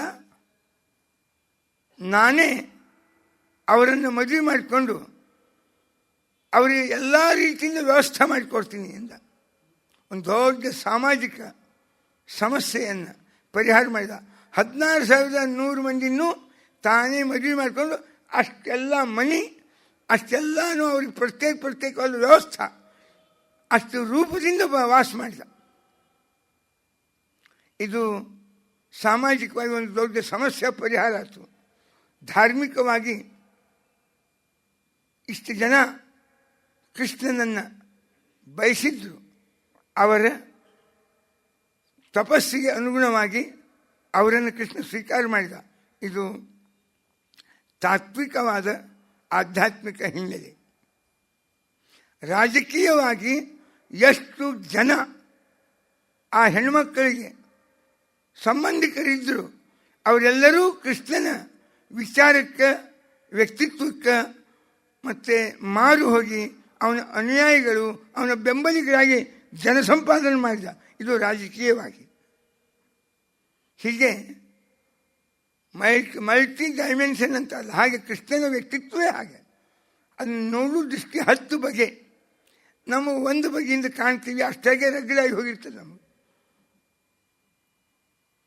ಇದನ್ನೇ ಸಾಂಕೇತಿಕವಾಗಿ ನಮ್ಮ ಹೃದಯ ಸ್ತ್ರೀ ಹೃದಯ ಆಗ ಹೊರತು ಭಗವಂತನಲ್ಲಿ ಪ್ರೀತಿ, ಕಾತರತೆ, ಭಕ್ತಿ ಹುಟ್ಟುವುದಿಲ್ಲ ಅಂತ. ಅದಕ್ಕೆ ರಾಧೇ ಶ್ಯಾಮ್ ಸಂಪ್ರದಾಯ ಅಂತದ, ರಾಧಾವಲ್ಲಭ ಸಂಪ್ರದಾಯ ಅಂತವ. ಉತ್ತರ ಭಾರತ ಭಾಳವ, ನಮ್ಮ ದಕ್ಷಿಣ ಭಾರತಕ್ಕೆ ಕಡಿಮೆ. ಇಂದಿಗೂ ಇಂದು ಫಾಲೋವರ್ಸ್ ಇದ್ದಾರೆ ರಾಧಾವಲ್ಲಭ ಸಂಪ್ರದಾಯ. ನಾವೆಲ್ಲರೂ ರಾಧೆಯರು, ಪರಮಾತ್ಮ ಒಬ್ಬನೇ. ಇದಕ್ಕೆ ಇನ್ನೊಂದು ರೀತಿಯಾಗಿರ್ತಕ್ಕ ಸಂಪ್ರದಾಯವ. ಅವ ಪಶುಪತಿ, ನಾವೆಲ್ಲ ಪಶುಗಳು, ಅವನು ಪತಿ, ಅದಕ್ಕೆ ಅವನಿಗೆ ಪಶುಪತಿ ಅಂತಾರೆ. ನಾವೆಲ್ಲ ಪಶುಗಳು ಅಂತ ಉಪನಿಷತ್ ಕರೀತಾರೆ. ಪಶು ಯಾಕಂತಾರೆ ನಮಗೆ? ಪಾಲಯತಿ ಪಶು, ಪಾತಿ ಶಂ ರಾತಿ ಪಶು. ಶಂ ಅಂದರೆ ಸುಖ, ನಮ್ಮನ್ನು ಕಾಪಾಡಿ ನಮಗೆ ಸುಖವನ್ನು ಕೊಡುತ್ತಾನೆ ದೇವರು. ನಾವು ಪರಾಧೀನ, ಅದಕ್ಕೆ ನಮಗೆ ಪಶು ಅಂತ ಹೇಳ್ತಾರೆ. ಎರಡು ಕ್ರಿಯಾಪದ ಸೇರಿಯಾವಾಗ ಅವ ಇದಕ್ಕೆಲ್ಲ ಪತಿ, ಅದಕ್ಕೆ ಪರಮಾತ್ಮಗೆ ಪಶುಪತಿ ಅಂತ ಕೇಳ್ತಾರೆ. ಹೊರತು ಏನೋ ಒಂದು ಎತ್ತು ಅದಕ್ಕೆ ಅವನು ಒಡೆಯ, ಅದಕ್ಕೆ ಪಶುಪತಿ ಅಲ್ಲ. ಎತ್ತಿನ ಒಡೆಯ ಎತ್ತಿನ ಮೇಲೆ ಕೂತಾನ ಅಂತಕೊಂಡು ಪಶುಪತಿ ಅನ್ನೋದಿಲ್ಲ. ಎಲ್ಲರೂ ನಾವು ಪಶುಗಳೇ. ಇದು ಉಪನಿಷತ್ ಹೇಳ್ತದೆ ರೂಪಕ. ವಾಕಿ ತಂತ್ಯಾಂ ಬದ್ಧ. ದೇವರು ಜಗತ್ತಿನ ಎಲ್ಲ ನಮ್ಮನ್ನು, ನಾವು ಪ್ರಾಣಿಗಳಿದ್ದಂತೆ ಮುಗುದಾಣ ಅಂತಾರೆ ನೋಡ್ರಿ. ಈ ಆಕಳ, ಎಮ್ಮೆ, ಎತ್ತು ಇವುಗಳನ್ನು ಅದರದೇನು ಮೂಗು ಅಂತಿರ್ತದೆ ಬಾಯಿ, ಆ ಮೂಗಿಗೆ ಒಂದು ಹಗ್ಗ ಹಾಕಿರ್ತಾರೆ. ಕುದುರೆಯೊಳಗೂ ಅಷ್ಟೇ, ಇದಕ್ಕೆ ಮುಗುದಾಣ ಅಂತ ಮೂಗಿಗೆ ಒಂದು ದಾರ, ಮುಗುದಾಣ, ಅದೇ ಕಂಟ್ರೋಲ್ ಮಾಡ್ತಿರ್ತದೆ. ಸನಾತನ ಎಂಬ ಶಬ್ದ ಇದನ್ನೇ ಹೇಳ್ತದೆ. ನಾದ ಅಂದರೆ ವೇದ. ನಾದೇನ ಸಹಿತಾ ಸನಾದಾ. ನಾದದಿಂದ ಸಹಿತರಾದವರು, ವೇದದ ಕಾನ್ಸ್ಟಿಟ್ಯೂಷನ್ ಸಂವಿಧಾನದಿಂದ ಬದ್ಧರಾದವರಿಗೆ ಸನಾದ. ನಾದೇನ ಸಹಿತ ಸನಾದ ಏವ ಸನಾತನ ಅಂತ ಭಗವದ್ಗೀತಾದಾಗ. ನಾವೆಲ್ಲ ಸನಾತನರು ಅಂದರೆ ಭಗವಂತನ ಅವನದ್ದೇ ಆದ ನೀತಿ ನಿಯಮಗಳಿಂದ ನಾವೆಲ್ಲರೂ ಬದ್ಧರು ಎಂಬ ಒಂದು ತಾತ್ವಿಕ ಮನೋಭೂಮಿಕ. ಆದ್ದರಿಂದ ನಮಗೆಲ್ಲ ದೇವರು ವೇದವೆಂಬ ತನ್ನದೇ ಆದ ಸಂವಿಧಾನವೆಂಬ ತಂತಿಯಿಂದ ಎಲ್ಲರನ್ನೂ ಕಟ್ಟಿ ಹಾಕ್ಯಾನ. ಆ ತಂತಿ ಎಲ್ಲಿ ಹಾಕ್ಯಾನ ಅಂದರೆ ನಮ್ಮೆಲ್ಲರ ಬಾಯಾಗಿ ಹಾಕ್ಯಾನ, ಮುಗುದಾಣ ಅಂತ ಇರುತ್ತೆ. ಒಂದೇ ಹಗ್ಗದಿಂದ ಜಗತ್ತಿನ ಪ್ರತಿಯೊಬ್ಬ ಚೇತನರನ್ನು ಕಟ್ಟಿದ ಮಹಾಪುರುಷವ. ಹೀಗಾಗಿ ನಾವೆಲ್ಲ ಪಶುಗಳು, ಅವನ ಪತಿ. ನಾವೆಲ್ಲ ರಾಧಾ, ಅವ ರಾಧೆ ಶ್ಯಾಮ್. ಇದೇ ರಾಧೆ ಶ್ಯಾಮ್ ಸಂಪ್ರದಾಯ, ರಾಧಾ ವಲ್ಲಭ ಸಂಪ್ರದಾಯ. ಅಲ್ಲಿ ಅದೇ ಭಾವನೆ ಇರ್ತದೆ. ಭಗವಂತನನ್ನು ಒಬ್ಬ ಪತ್ನಿಯಾಗಿ ಸ್ವೀಕಾರ ಮಾಡ್ತಾರೆ. ಇದನ್ನೇ ಅಲ್ಲಮರು ವೀರಶೈವ ಸಿದ್ಧಾಂತ ಬಂತಿದ್ದು. ಶರಣ ಸತಿ ಲಿಂಗಪತಿ ಅಂತ. ಶಿವನೇ ಪತಿ, ಬಾಕಿ ಎಲ್ಲ ಸ್ತ್ರೀಯರು ಪುರುಷರು ಅವರು ಶರಣರು. ನಾವೆಲ್ಲ ಸತಿ, ಅವನೊಬ್ಬನೇ ಪತಿ. ಎಲ್ಲ ಶರಣರಿಗೆ, ಶರಣರು ಸತಿ, ಸತಿಯಾದಂತಹ ಶರಣರಿಗೆ ಶಿವನೇ ಪತಿ ಎಂಬುದೇನದ ಇದೊಂದು ದೊಡ್ಡ ಸಂಪ್ರದಾಯ ಬಂತು. ಇವು ಎಲ್ಲ ಕಡೆಗೂ ನೋಡ್ರಿ, ಭಕ್ತಿಗೆ ಪ್ರೀತಿಗೆ ಹೃದಯ ಹೆಣ್ಣದು ಬೇಕು. ವಿರಹದ ವೇದನೆ ಹೆಣ್ಣಿಗಾಗುವಷ್ಟು ಗಂಡಸರಿಗೆ ಆಗುವುದಿಲ್ಲ. ಅದಕ್ಕೆ ಕಾಳಿದಾಸ ಹೆಣ್ಣಿನ ಹೃದಯದಾಗ ಏನು ವಿರಹ ಮೂಡ್ತದೆ ಅದರದ್ದೊಂದು ಸೌಂದರ್ಯನೇ ಬೇರೆ ಇರ್ತದೆ. ಗಂಡಸರಿಗೆ ಆ ವಿರಹ ಇರುವುದಿಲ್ಲ. ರಾಮನ ಮಾತು ಹೇಳ್ತಾನೆ, ಲಕ್ಷ್ಮಣಗೆ ಬಾಣ ಬಡಿದು ಬಿದ್ದಿರ್ತಾನೆ ಯುದ್ಧದಾಗ. ಹನುಮಂತ ದೇಶೇ ದೇಶೇ ಕಲತ್ರಾಣಿ, ಬೇಕಂದ್ರೆ ಯಾವ್ಯಾವ ದೇಶಕ್ಕೆ ಹೋಗ್ತೀವಿ ಅಲ್ಲೊಂದು ಮದುವೆ ಮಾಡ್ಕೊಂಡು ಅಲ್ಲೊಂದು ಹೆಂಡತಿನ ಪಡಿಬಹುದು. ದೇಶೇ ದೇಶೇ ಕಲತ್ರಾಣಿ, ದೇಶೇ ದೇಶಕ್ಕೆ ಬಾಂಧವ. ಯಾವ ದೇಶಕ್ಕೆ ಹೋದ್ರೂ ಅಲ್ಲಿ ಬಂಧು ಬಾಂಧವರನ್ನು ಹುಟ್ಟಿಸ್ಕೋಬೋದು. ಅದರ ತಂತು ದೇಶಂ ನ ಪಶ್ಯಾಮಿ.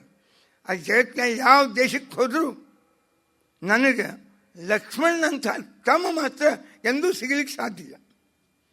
ಬಾಕಿ ಹೆಂಡತಿ, ಮಕ್ಕಳು, ಬಂಧುಗಳು, ಬಾಂಧವರು ಎಲ್ಲಿ ಹೋಗ್ತೀರಿ ಅಲ್ಲೇ ನಿಮ್ಮ ಸುತ್ತಮುತ್ತಲು ನಮ್ಮ ವೇದವ್ಯಾಸದೇವರು ಮಹಾಭಾರತ ಹೇಳಿದಂಗೆ 5 ರೀತಿಯ ವರ್ಗ ನಮ್ಮ ಸುತ್ತಮುತ್ತಲು ನೀವು ಯಾವುದೇ ಊರಿಗೆ ಹೋಗಿ ಸೆಟಲ್ ಆಗ್ರಿ, ನಿಮ್ಗೆ ಗಂಟು ಬೀಳ್ತಾರೆ, ಅಲ್ಲ ಬರ್ತದೆ ಸಂಬಂಧ. 5 ಮಂದಿ ಯಾರ್ಯಾರು ನಮ್ಮನ್ನೇ ಪ್ರೀತಿಸುವ ಒಂದು ವರ್ಗ ನಿರ್ಮಾಣ ಆಗ್ತದೆ, ನಮ್ಮನ್ನೇ ದ್ವೇಷಿಸುವ ಒಂದು ವರ್ಗ ನಿರ್ಮಾಣ ಆಗ್ತದೆ. ಅದೊಂದು ವರ್ಗ ಇದ್ದೇ ಇರ್ತದೆ. ನಮ್ಮ ಬಗ್ಗೆ ಉದಾಸೀನರಾಗಿರುವಂಥದ್ದೊಂದು 3ನೇ ವರ್ಗ,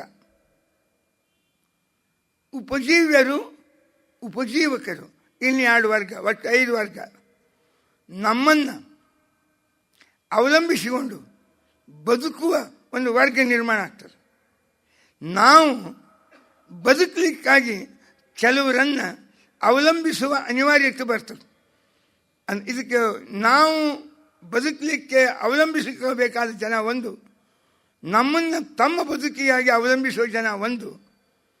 ಕೆಲವರು ಪ್ರೀತಿ ಮಾಡುವವರು, ಕೆಲವರು ದ್ವೇಷ ಮಾಡುವವರು, ಕೆಲವರು ಉದಾಸೀನ.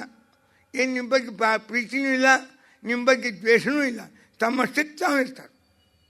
ಅಪಾರ್ಟ್ಮೆಂಟ್ ಸಂಸ್ಕೃತಿ ಅಂತ ಇರ್ತಾರೆ. ಇದು ಉದಾಸೀನ ಸಂಸ್ಕೃತಿ, ಅಪಾರ್ಟ್ಮೆಂಟ್ ಸಂಸ್ಕೃತಿ ಅಂತ ಒಂದು ಹೆಸರು. ಇದು ಇನ್ನೂ ಇಲ್ಲ, ಭಾಳ ಬಂದಿಲ್ಲ. ಈ ನಮ್ಮ ಮುಂಬೈದಾಗೆಲ್ಲ ಭಾಳ, ಪುಣೆ ಮುಂಬೈದಾಗ ಸಂಸ್ಕೃತಿ ಅಂದರೆ ಅಪಾರ್ಟ್ಮೆಂಟ್ ಬಂದದ್ರಿಂದ ಆದದ್ದೇನು ಅಂದರೆ ಮನುಷ್ಯ ಭಾಳ ರಿಸರ್ವ್ ಆಗಿರ್ತಾನೆ.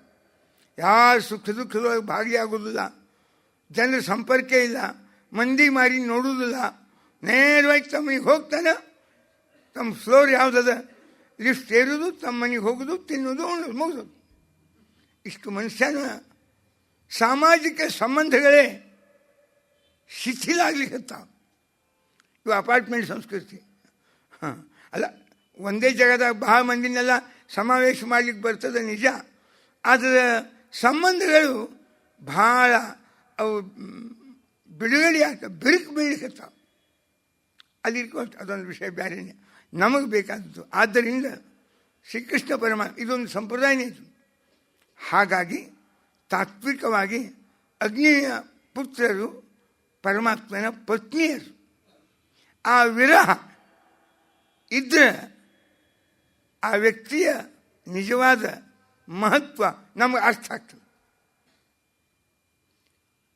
ದೇವರು ನಾವೆಲ್ಲ ಕರೆದಾಗ ಬಂದು ನಮ್ಮ ಕಣ್ಣು ಮುಂದೆ ನಿಂದಿರುವುದಿಲ್ಲ. ಅವ್ಯಕ್ತ. ಯಾಕೆ? ಒಬ್ಬ ತತ್ವಜ್ಞಾನಿ ಹೇಳಿದ, ಯಾವಾಗಲೂ ನಮ್ಮ ಎದುರಿಗೆ ದೇವರು ಕುಣಿತಿದ್ದ ಅಂದರೆ ನಾವ್ಯಾರೂ ಎಂದೂ ದೇವ್ರ ಬಗ್ಗೆ ಗೌರವವನ್ನು ಹೊಂದುತ್ತಿದ್ದಿದ್ದಿಲ್ಲ. ಅತಿ ಪರಿಚಯಾತ್ ಅವಜ್ಞ. ಭಾಳ ಪರಿಚಯ ಆಯ್ತು ಅಂದರೆ ಗೌರವ ಕಡಿಮೆ ಮಾಡ್ತೀನಿ. ಅದರಿಂದ ನಮ್ಗೆ ದೇವರು ಕಣಿಸಿ, ಅದರಿಂದ ವಿರಹ ಅದು ನಿಜವಾದ ವ್ಯಕ್ತಿಯೊಳಗೆ ಆ ವ್ಯಕ್ತಿಯ ಬಗ್ಗೆ ಎಷ್ಟು ಪ್ರೀತಿ ಅದ, ಭಕ್ತಿ ಅದ ಎಂಬುದನ್ನು ತೋರಿಸಲಿಕ್ಕೆ 1 ಮೀಟರ್ ಅದು ವಿರಹ. ಅದನ್ನು ಇಲ್ಲಿ ತೋರಿಸಿಗತ್ತಾರೆ. ರುಕ್ಮಿಣಿಯ ಸ್ವಯಂವರದೊಳಗೂ ಅದದ. ಎಲ್ಲ ಕಾಲಕ್ಕೂ ದೇವರು ಅವ ಬೇಕು ಎಂಬ ಭಾವನಾ ಏನಾರು ನಮ್ಮ ಮನುಷ್ಯನಾಗ ಹುಟ್ಟೇದೇನು? ಅವನು ಬಿಟ್ಟು ಬದುಕಲಿಕ್ಕೆ ಸಾಧ್ಯ ಇಲ್ಲ. ಅಹೇಯತ್ವಾತ್ ಅಹಂ ನಾಮ. ಅಹೇಯ, ಅವನನ್ನು ಅವಾಯ್ಡ್ ಮಾಡಲಿಕ್ಕೆ ಆಗುವುದೇ ಇಲ್ಲ. ಅನಿವಾರ್ಯದ ನಮ್ಮ ದೇವರನ್ನು ನಂಬಿ ಬದುಕಬೇಕಾದದ್ದು ಎಂಬುವ ಭಾವನಾ ನಿರ್ಧಾರ ನಮ್ಮದೇನಿಲ್ಲ. ಇದ್ರೂ ಆಯ್ತು, ಇಲ್ಲಿದ್ರೂ ನಡೀತದೆ. ಅವನು ಬೇಕೇ ಬೇಕು ನಮಗೆ. ಹಿಂಗೆ ನಾವು ಭಾಳ ಇಟ್ಕೊಂಡಿಲ್ಲ, ಲೈಟಾಗಿ ಅವನು ತೊಗೊಂಡಿಲ್ಲ, ಭಾಳ ಸೀರಿಯಸ್ ಆಗಿ ಏನು ನಾವು ತೊಗೊಂಡಿಲ್ಲ. ಅವನು ಬೇಕೇ ಬೇಕು ಅಂತ ನಾವೇನು ಇಟ್ಕೊಂಡಿಲ್ಲ. ನಮಗೆ ಅವನ ವಿರಹದ ಏನಾದ್ರು ವೇದನಾ ಅನ್ನಿಸ್ತದೇನು? ಆ ಮಾರ್ಗದಾಗೆ ನಾವು ಬಂದಿಲ್ಲ. ಏನೋ ಮೀರಾಗ ಅನಿಸಿರ್ಬೋದು, ಜ್ಞಾನೇಶ್ವರಿಗೆ ಅನಿಸಿರ್ಬೋದು, ತುಕಾರಾಮ್ಗೆ ಅನಿಸಿರ್ಬೋದು, ಅಥವಾ ಸೂರದಾಸ್ಗೆ ಅನಿಸಿರ್ಬೋದು. ಕೆಲವು ಜ್ಞಾನಿಗಳಿಗೆ ಅದಕ್ಕೆ ಆ ಕಳಕಳಿ, ಆ ತೊಂದರೆ, ಆ ವಿರಹದ ವೇದನಾ ಅವ್ರಿಗೆ ಅನುಭವಕ್ಕೆ ಬರ್ತದೆ. ನಮಗೇನು ಅಷ್ಟು ಸೀರಿಯಸ್ ಆಗಿ ಬಂದಿಲ್ಲ. ದೇವರಿಲ್ಲ, ಗಜೇಂದ್ರ ಹಂಗೆ ದೇವರೇ ಬೇಕು ಅಂತೇನು ನಾವು ಕೂತಿಲ್ಲ. ಪರಿವಾರದ ಕೈಯಾಗ ರೊಕ್ಕ ಅದ, ಬೇಕಾಷ್ಟು ಹಣ ಅದ, ಪರಿವಾರದ ಇನ್ನೂ ನಮ್ಮ ಕೈ ಹಿಡಿಯೋ ಮಂದಿ ರಗಡದ. ಹಂಗಾಗಿ ನಾವು ದೇವ್ರನ್ನೇ ಅವನೇ ಬಂದು ನಮ್ಮ ಕೈ ಹಿಡಿಬೇಕು ಅಂತ ನಾವೇನು ಇಟ್ಕೊಂಡಿಲ್ಲ. ಲೈಟಾಗಿ ಅಷ್ಟೇ. ಅವನು ಆರಾಮಿದೆಯಪ್ಪ? ಹಾಂ ಆರಾಮಿದ್ದೀವಿ, ನಾವು ಆರಾಮ, ನೀ ಆರಾಮ ಅಂತ ಇಷ್ಟೇ ದೇವ್ರ ಜೋಡಿ ನಮ್ಮ ವ್ಯವಹಾರದನ್ನೇ ಹೊರತು ಅವ ಬೇಕೇ ಬೇಕು ಅನ್ನೋ ಮಟ್ಟಕ್ಕೆ ನಾವು ಬಂದಿಲ್ಲ. ಇದು ಸಾಂಕೇತಿಕತೆ. ವಿರಹ ನಿಜವಾದ ಪ್ರೀತಿಯನ್ನು ಅಭಿವ್ಯಕ್ತ ಮಾಡುವ ಒಂದು ದೊಡ್ಡದಾಗಿರ್ತಕ್ಕ ಅವಕಾಶ. ಅದು ನಮ್ಮನ್ನು ದೇವರು ಅಳಿಲಿಕ್ಕೆ, ನಮ್ಮ ಭಕ್ತಿ ತಿಳಿಲಿಕ್ಕೆ ಅವ ನಿರ್ಮಾಣ ಮಾಡಿದ ಒಂದು ಅವಕಾಶ ಅಂದ್ರೆ ಭಗವಂತನ ವಿರಹ. ಅದು ರುಕ್ಮಿಣಿಗೂ ಮಾಡ್ತಾನೆ, ಸೀತಾದೇವಿಗೂ ಮಾಡ್ತಾನೆ. ಸೀತಾದೇವಿಗೆ ಪರಮಾತ್ಮನ ವಿರಹ, ಏನು ತಿನ್ಲಿಕ್ಕದ ಉಣ್ಲಿಕ್ಕದ ದಿಂತ ರಾವಣ 3 ಹೊತ್ತು ಟಿಫಿನ್ ಕಳಿಸ್ತಾನೆ, ಊಟ ಆಗ್ತದೆ, ಅಶೋಕ್ ಬಂದಾಗ ಆರಾಮಿದ್ದು ಬಿಡ್ತೀನಿ, ಆತ ರಾಮ್ ಇದ್ದರೂ ಅಷ್ಟೇ, ರಾಮ್ ಇರದಿದ್ದರೆ ಅಷ್ಟೇ ಅಂತ ಏನಾದ್ರು ಸೀತಾದೇವಿ ಅನಿಸಿತ್ತು ಅಂದರೆ ಮತ್ತು ರಾಮ್ ಏನು ಇಲ್ಲಿ ಬಂದು ಯುದ್ಧ ಮಾಡಿ ಸೇತುವೆ ಕಟ್ಟಿ ಏನು 108 ಅವನು ಕಾರ್ಭಾರ ಮಾಡ್ತಿದ್ದಿಲ್ಲ. ಒಂದು ವಸ್ತು ಬಿಟ್ಟಿರುವಷ್ಟು ನಾವು ಸ್ವತಂತ್ರ ಸಾಮರ್ಥ್ಯ ಹೊಂದಿವಿ ಅಂದರೆ ಆ ವಸ್ತುವಿನ ಬಗ್ಗೆ ನಮಗೆ ಆಕರ್ಷಣೆ ಕಡಿಮೆ ಅಂತ ಅರ್ಥ. ಹಾಗಾಗಲಿಲ್ಲ ಸೀತಾದೇವಿ ಜೀವನದಾಗ.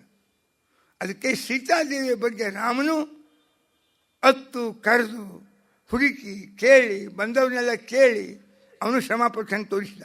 ಕಂಡು ಸೀತಾ ಮಹತ್ವ ನಿಜವಾಗಿಯೂ ರಾಮ ತೋರಿಸ್ಕೊಟ್ಟ. ರಾಮನ ಮಹತ್ವ ಇಡೀ ಒಂದು ವರ್ಷದ ಅಶೋಕವನದ ವಾಸದೊಳಗೆ ಕಣ್ಣು ಎತ್ತಿ ಒಂದು ದಿನ ರಾವಣನ ನೋಡಲಿಲ್ಲಕ್ಕೆ. ಒಂದು ಹುಲ್ಲು ಕಡ್ಡಿ ಇಟ್ಟಿರ್ತಿದ್ಲು. ವಾಲ್ಮೀಕಿಯ ಪ್ರಕಾರ ರಾವಣ ಬಂದು ಏನೇನೇನೇನೋ ಪ್ರಶ್ನೆ ಕೇಳ್ಬೋದು, ಅವನ ಮುಖ ನೋಡಿ ಉತ್ತರ ಕೊಡ್ತಿದ್ದಿಲ್ಲ, ಆ ಹುಲ್ಲು ಕಡ್ಡಿ ನೋಡಿ ಉತ್ತರ ಕೊಡ್ತಿದ್ಲು.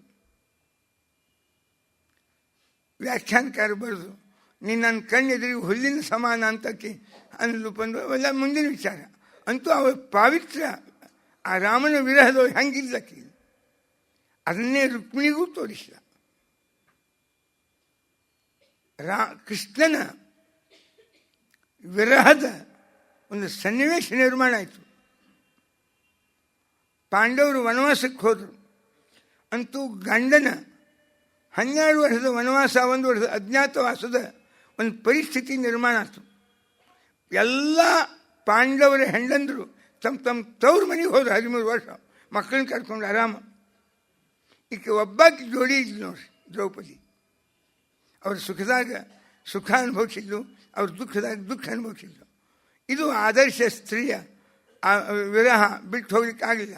ಅವರೆಲ್ಲ ಆರಾಮಿದ್ಬಿಟ್ರು. 12 ವರ್ಷ ತಮ್ಮ ತವ್ರ ಮನೆಯೊಳಗೆ. ಎಲ್ಲರಿಗೂ ಬೇರೆ ಬೇರೆ ಹೆಣ್ಣಂದ್ರು ಇದ್ದಲ್ಲ. ಭೀಮಿಗೆ, ಧರ್ಮರಾಜಿಗೆ, ಅರ್ಜುನಿಗೆ, ನಕುಲ ಸಹದೇವರಿಗೆ ಎಲ್ಲರಿಗೂ ಆರಾಮಿದ್ರು. ವಿರಹದ ವೇದನಾ ಆಗಬೇಕು ಅಂದಾಗ ಆ ವ್ಯಕ್ತಿಯ ಆಕರ್ಷಣೆ ನಮಗೆ ಎಷ್ಟು ಅದು ಅನ್ನೋದು ಗೊತ್ತಾಗ್ತದೆ. ಅದು ಸ್ತ್ರೀ ಹೃದಯಕ್ಕೆ ಹೆಚ್ಚು ಅನುಭವಕ್ಕೆ ಬರ್ತದೆ, ಪುರುಷ ಹೃದಯಕ್ಕೆ ಅನುಭವಕ್ಕೆ ಬರೋದು ಕಡಿಮೆ. ಆ ಅನುಭವ ಅದಕ್ಕೆ ಕಾಳಿದಾಸ ಮೇಘದೂತದಾಗ ಅದು ಏನೊಂದು ಅಭಿವ್ಯಕ್ತಿ, ಅದು ವಿರಹದ ವೇದನ, ಇವಾಗೇನಾಯ್ತು ಆಕೆಗೇನಾಯ್ತು ಅದನ್ನು ತೋರಿಸಿಟ್ಟು ಹೋಯ್ತು. ಭಾಳ ಚಂದ ಅದನ್ನು ಚಿತ್ರಣ ಮಾಡ ಇರಲಿ. ಅಂತೂ ಕೃಷ್ಣ ರುಕ್ಮಿಣಿಯ ಒಂದು ಅದ್ಭುತವಾಗಿರ್ತಕ್ಕ ಪ್ರಸಂಗ. ಭೀಷ್ಮಕ ರಾಜ, ನಾಗಪುರದ ಮಹಾರಾಜ, ಅದು ವಿದರ್ಭ ದೇಶ, ಮಹಾರಾಷ್ಟ್ರದ ಇವತ್ತಿಗೂ ಪ್ರಸಿದ್ಧವಾದ ವಿದರ್ಭ ದೇಶ ಅಂತ ಕರೀತಾರೆ. ಅದಕ್ಕೆ ವಿದರ್ಭ ಅಂತ ಕರೀತಾರೆ. ಆ ವಿದರ್ಭ ದೇಶದ ರಾಜ ಭೀಷ್ಮಕ ರಾಜ, ಅವನು ಮಕ್ಕಳ ಅಧೀನ.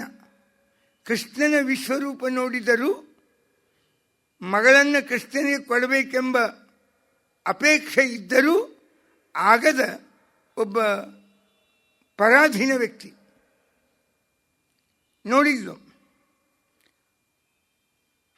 ಸೋಪಶ್ರುತ್ಯ ಮುಕುಂದಸ್ಯ ರೂಪಶೀಲ, ಕೃಷ್ಣನ ರೂಪ, ಶೀಲ, ಸ್ವಭಾವ, ಗುಣ ಎಲ್ಲವನ್ನೂ ಕೇಳಿದ್ಲು.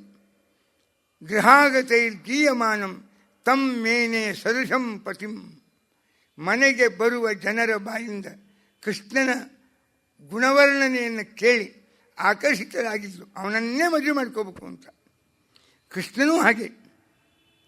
ಇದನ್ನು ಕಂಡು ರುಕ್ಮಿ ಶಿಶುಪಾಲನಿಗೆ ರುಕ್ಮಿ ನಿವಾರ್ಯ ಕೃಷ್ಣ ದ್ವಿಜ ಚೈದ್ಯಾಯ ಸಮಕಲ್ಪಯತ. ರುಕ್ಮಿ ಕೃಷ್ಣನ ದ್ವೇಷಿ, ಅವನು ತಡೆದು ಅವಳನ್ನು ಶಿಶುಪಾಲನೆ ಕೊಡಲಿಕ್ಕೆ ಸಿದ್ಧನಾದ. ತದವೇತ್ಯ ಅಂತ ತಿಳ್ಕೊಳ್ಳಕ್ಕೆ ಮನಸ್ಸಿಗೆ ಬಹಳ ಖೇದಾಯಿತು. ಅವಳು ಒಬ್ಬ ವಿಚಿಂತ್ಯಾಪ್ತಂ ದ್ವಿಜಂ ಕಂಚಿತ್, ಒಬ್ಬ ಬ್ರಾಹ್ಮಣನನ್ನು ಕರೆದು ಅವನಿಗೆ ಒಂದು ಪತ್ರವನ್ನು ಕೊಡ್ತಾ ಇದ್ದಾಳೆ. ಒಂದು ಪತ್ರ ಬರೆದು ಕಳಿಸಿದ್ಲು. ಕೃಷ್ಣ ದ್ವಾರಕಾಕ್ಕೆ ಬಂದವ, ಮುಕ್ತ ಪ್ರವೇಶ, ಒಳಗೆ ಬಂದ. ಕೃಷ್ಣ ನೋಡಿದ. ದೃಷ್ಟ್ವಾ ಬ್ರಹ್ಮಣ್ಯ ದೇವಸ್ಥಂ ಅವರು ನಿಜಾಸನ. ಅತಿಥಿ ಅಭ್ಯಾಗತರು ಯಾರೇ ಬರಲಿ ಗೌರವ ಸೂಚಕವಾಗಿ ಕೃಷ್ಣ ಎದ್ದು ನಿಂತ. ಬಂದವರನ್ನು, ಬಳಲಿ ಬಂದವರನ್ನು, ಬಿಸಿಲಿನಲ್ಲಿ ಬಂದವರನ್ನು ಬಾಗಿಲಲ್ಲೇ ನಿಂತು ಮಾತಾಡಿಸುವುದು ಔಚಿತ್ಯ ಅಲ್ಲ, ವ್ಯವಹಾರ ಜ್ಞಾನ ಅಲ್ಲ. ಅವ ಯಾವ ಗಂಗಾವತಿ ಪ್ರಾಣೇಶ್ ಅಂತ ಒಬ್ಬ ಇದ್ದಾನೆ. ಅವ ಒಂದು ಬೆಂಗಳೂರು ಅನುಭವವನ್ನು ಹೇಳಿದ. ಯಾವುದೋ ಕಾರ್ಯಕ್ರಮಕ್ಕೆ ಅವನು ಹೋಗಿದ್ದ, ನಾವು ಹೋಗಿದ್ದೆ. ಬೆಂಗಳೂರಿಗೆ ಹೋದ್ನಂತವ. ಅಪಾರ್ಟ್ಮೆಂಟ್ನಾಗ ಒಂದು ದೊಡ್ಡ ಮನೆ, ಆ ಮನೆ ಬೆಲ್ ಒತ್ತಿದ. ಒಬ್ಬ 24 ವರ್ಷದ ಸ್ಫುರದ್ರೂಪಿ ತರುಣ ಬಂದ.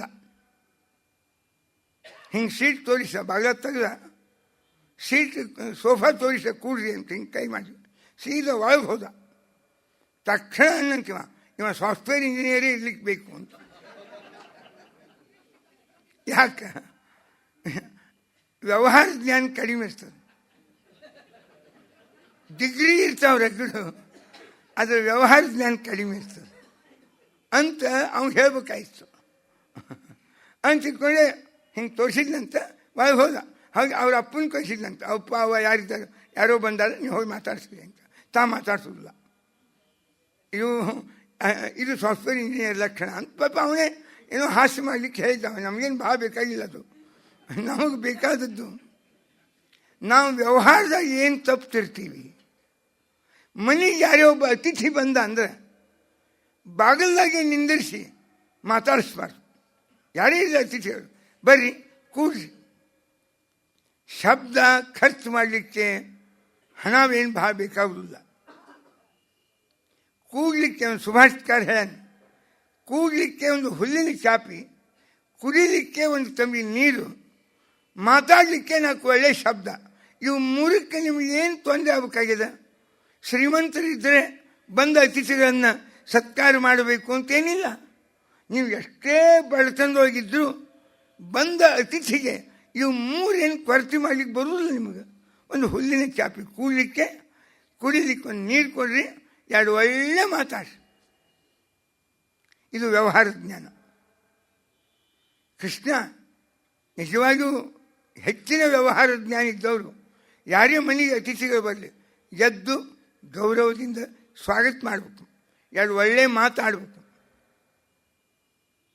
ಕೃಷ್ಣ ಅವ್ರನ್ನೆಲ್ಲರೂ ಮತ್ತು ತಮ್ಮ ಬಂದ ಕ್ಷಣಕ್ಕೆ ಅವರು ಈಗ ನಿಜಾಸನ ಉಪವೇಶ್ಯ ಅರ್ಹಯಾಂಚಕ್ರೆ, ಒಳ್ಳೆಯ ಆಸನದಲ್ಲಿ ಕೂಡಿಸಿ ಅವನ ಪೂಜಾ ಮಾಡಿಸಿದ. ಮಾಡಿ ನೀವು ಮೊದಲು ಊಟ ಮಾಡಿ ಬರ್ರಿ, ಆಮೇಲೆ ನಿಮ್ಮ ಬಂದ ಕಾರಣವನ್ನು ಕೇಳುತ್ತೇನೆ ಅಂತ. ಯಾರೋ ಊರಿಂದ ಬಂದಿರ್ತಾರೆ ಪಾಪ, ಬಂದವರು ದಣದಿರ್ತಾರೆ.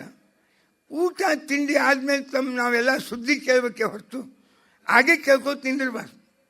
ಅವ್ರಿಗೆ ಬೇಸರ ಬಂದ್ಬಿಡ್ತಾರೆ. ಹೀಗೆ ಪುಣೆದಾಗ ಒಬ್ಬ ದೊಡ್ಡ ಮಗ ಅಲ್ಲಿ ಇಂಜಿನಿಯರ್ ಇದ್ದ. ಅಪ್ಪ 70 ವರ್ಷ ಸೀನಿಯರ್ ಸಿಟಿಜನ್, ಅಲ್ಲೇ ಮಗನ ಹತ್ರ ಇದ್ದ. ಅವರು ಬಾಗಲಕೋಟೆಯವರು. ಮಗ ಯಾವುದೋ ಒಂದು ಕೆಲಸಕ್ಕೆ ಬಾಗಲಕೋಟೆಗೆ ಬಂದು ತಿರುಗಿ ಪುಣೆಗೆ ಬಂದ. ಅವರಪ್ಪ ಮಗ ಬಂದ ಕೂಡಲೇ ಯಾವಾಗ ಬಂದೆ, ಈಗ ಬಂದೆ, ಬಾಗಲಕೋಟೆಯಿಂದ ಬಂದೆ ಅನ್ನೋಣ ಇವ ಶುರು ಮಾಡಿದ. ನಮ್ಮ ಮೂಲಿ ಮನೆ ಇತ್ತು, ಆ ಮನೆ ಹತ್ತು ಒಬ್ಬರು ಇದ್ದರು, ಅವ್ರು ಹೆಂಗಿದ್ದಾರೆ ಅಂತ ಕೇಳಿದ. ಅವ್ರು ಚೆನ್ನಾಗಿದ್ದಾರೆ.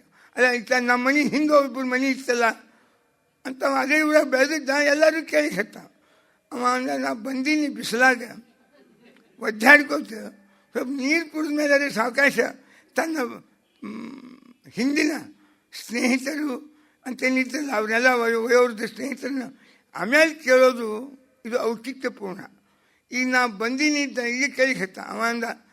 ಮೊದಲು ಒಂದು ಎರಡು ಸರಿಯಾಗಿ ಉತ್ತರ ಕೊಟ್ಟೆ. ಇಲ್ಲ ಅವ್ರು ಚೆನ್ನಾಗಿದ್ದಾರೆ.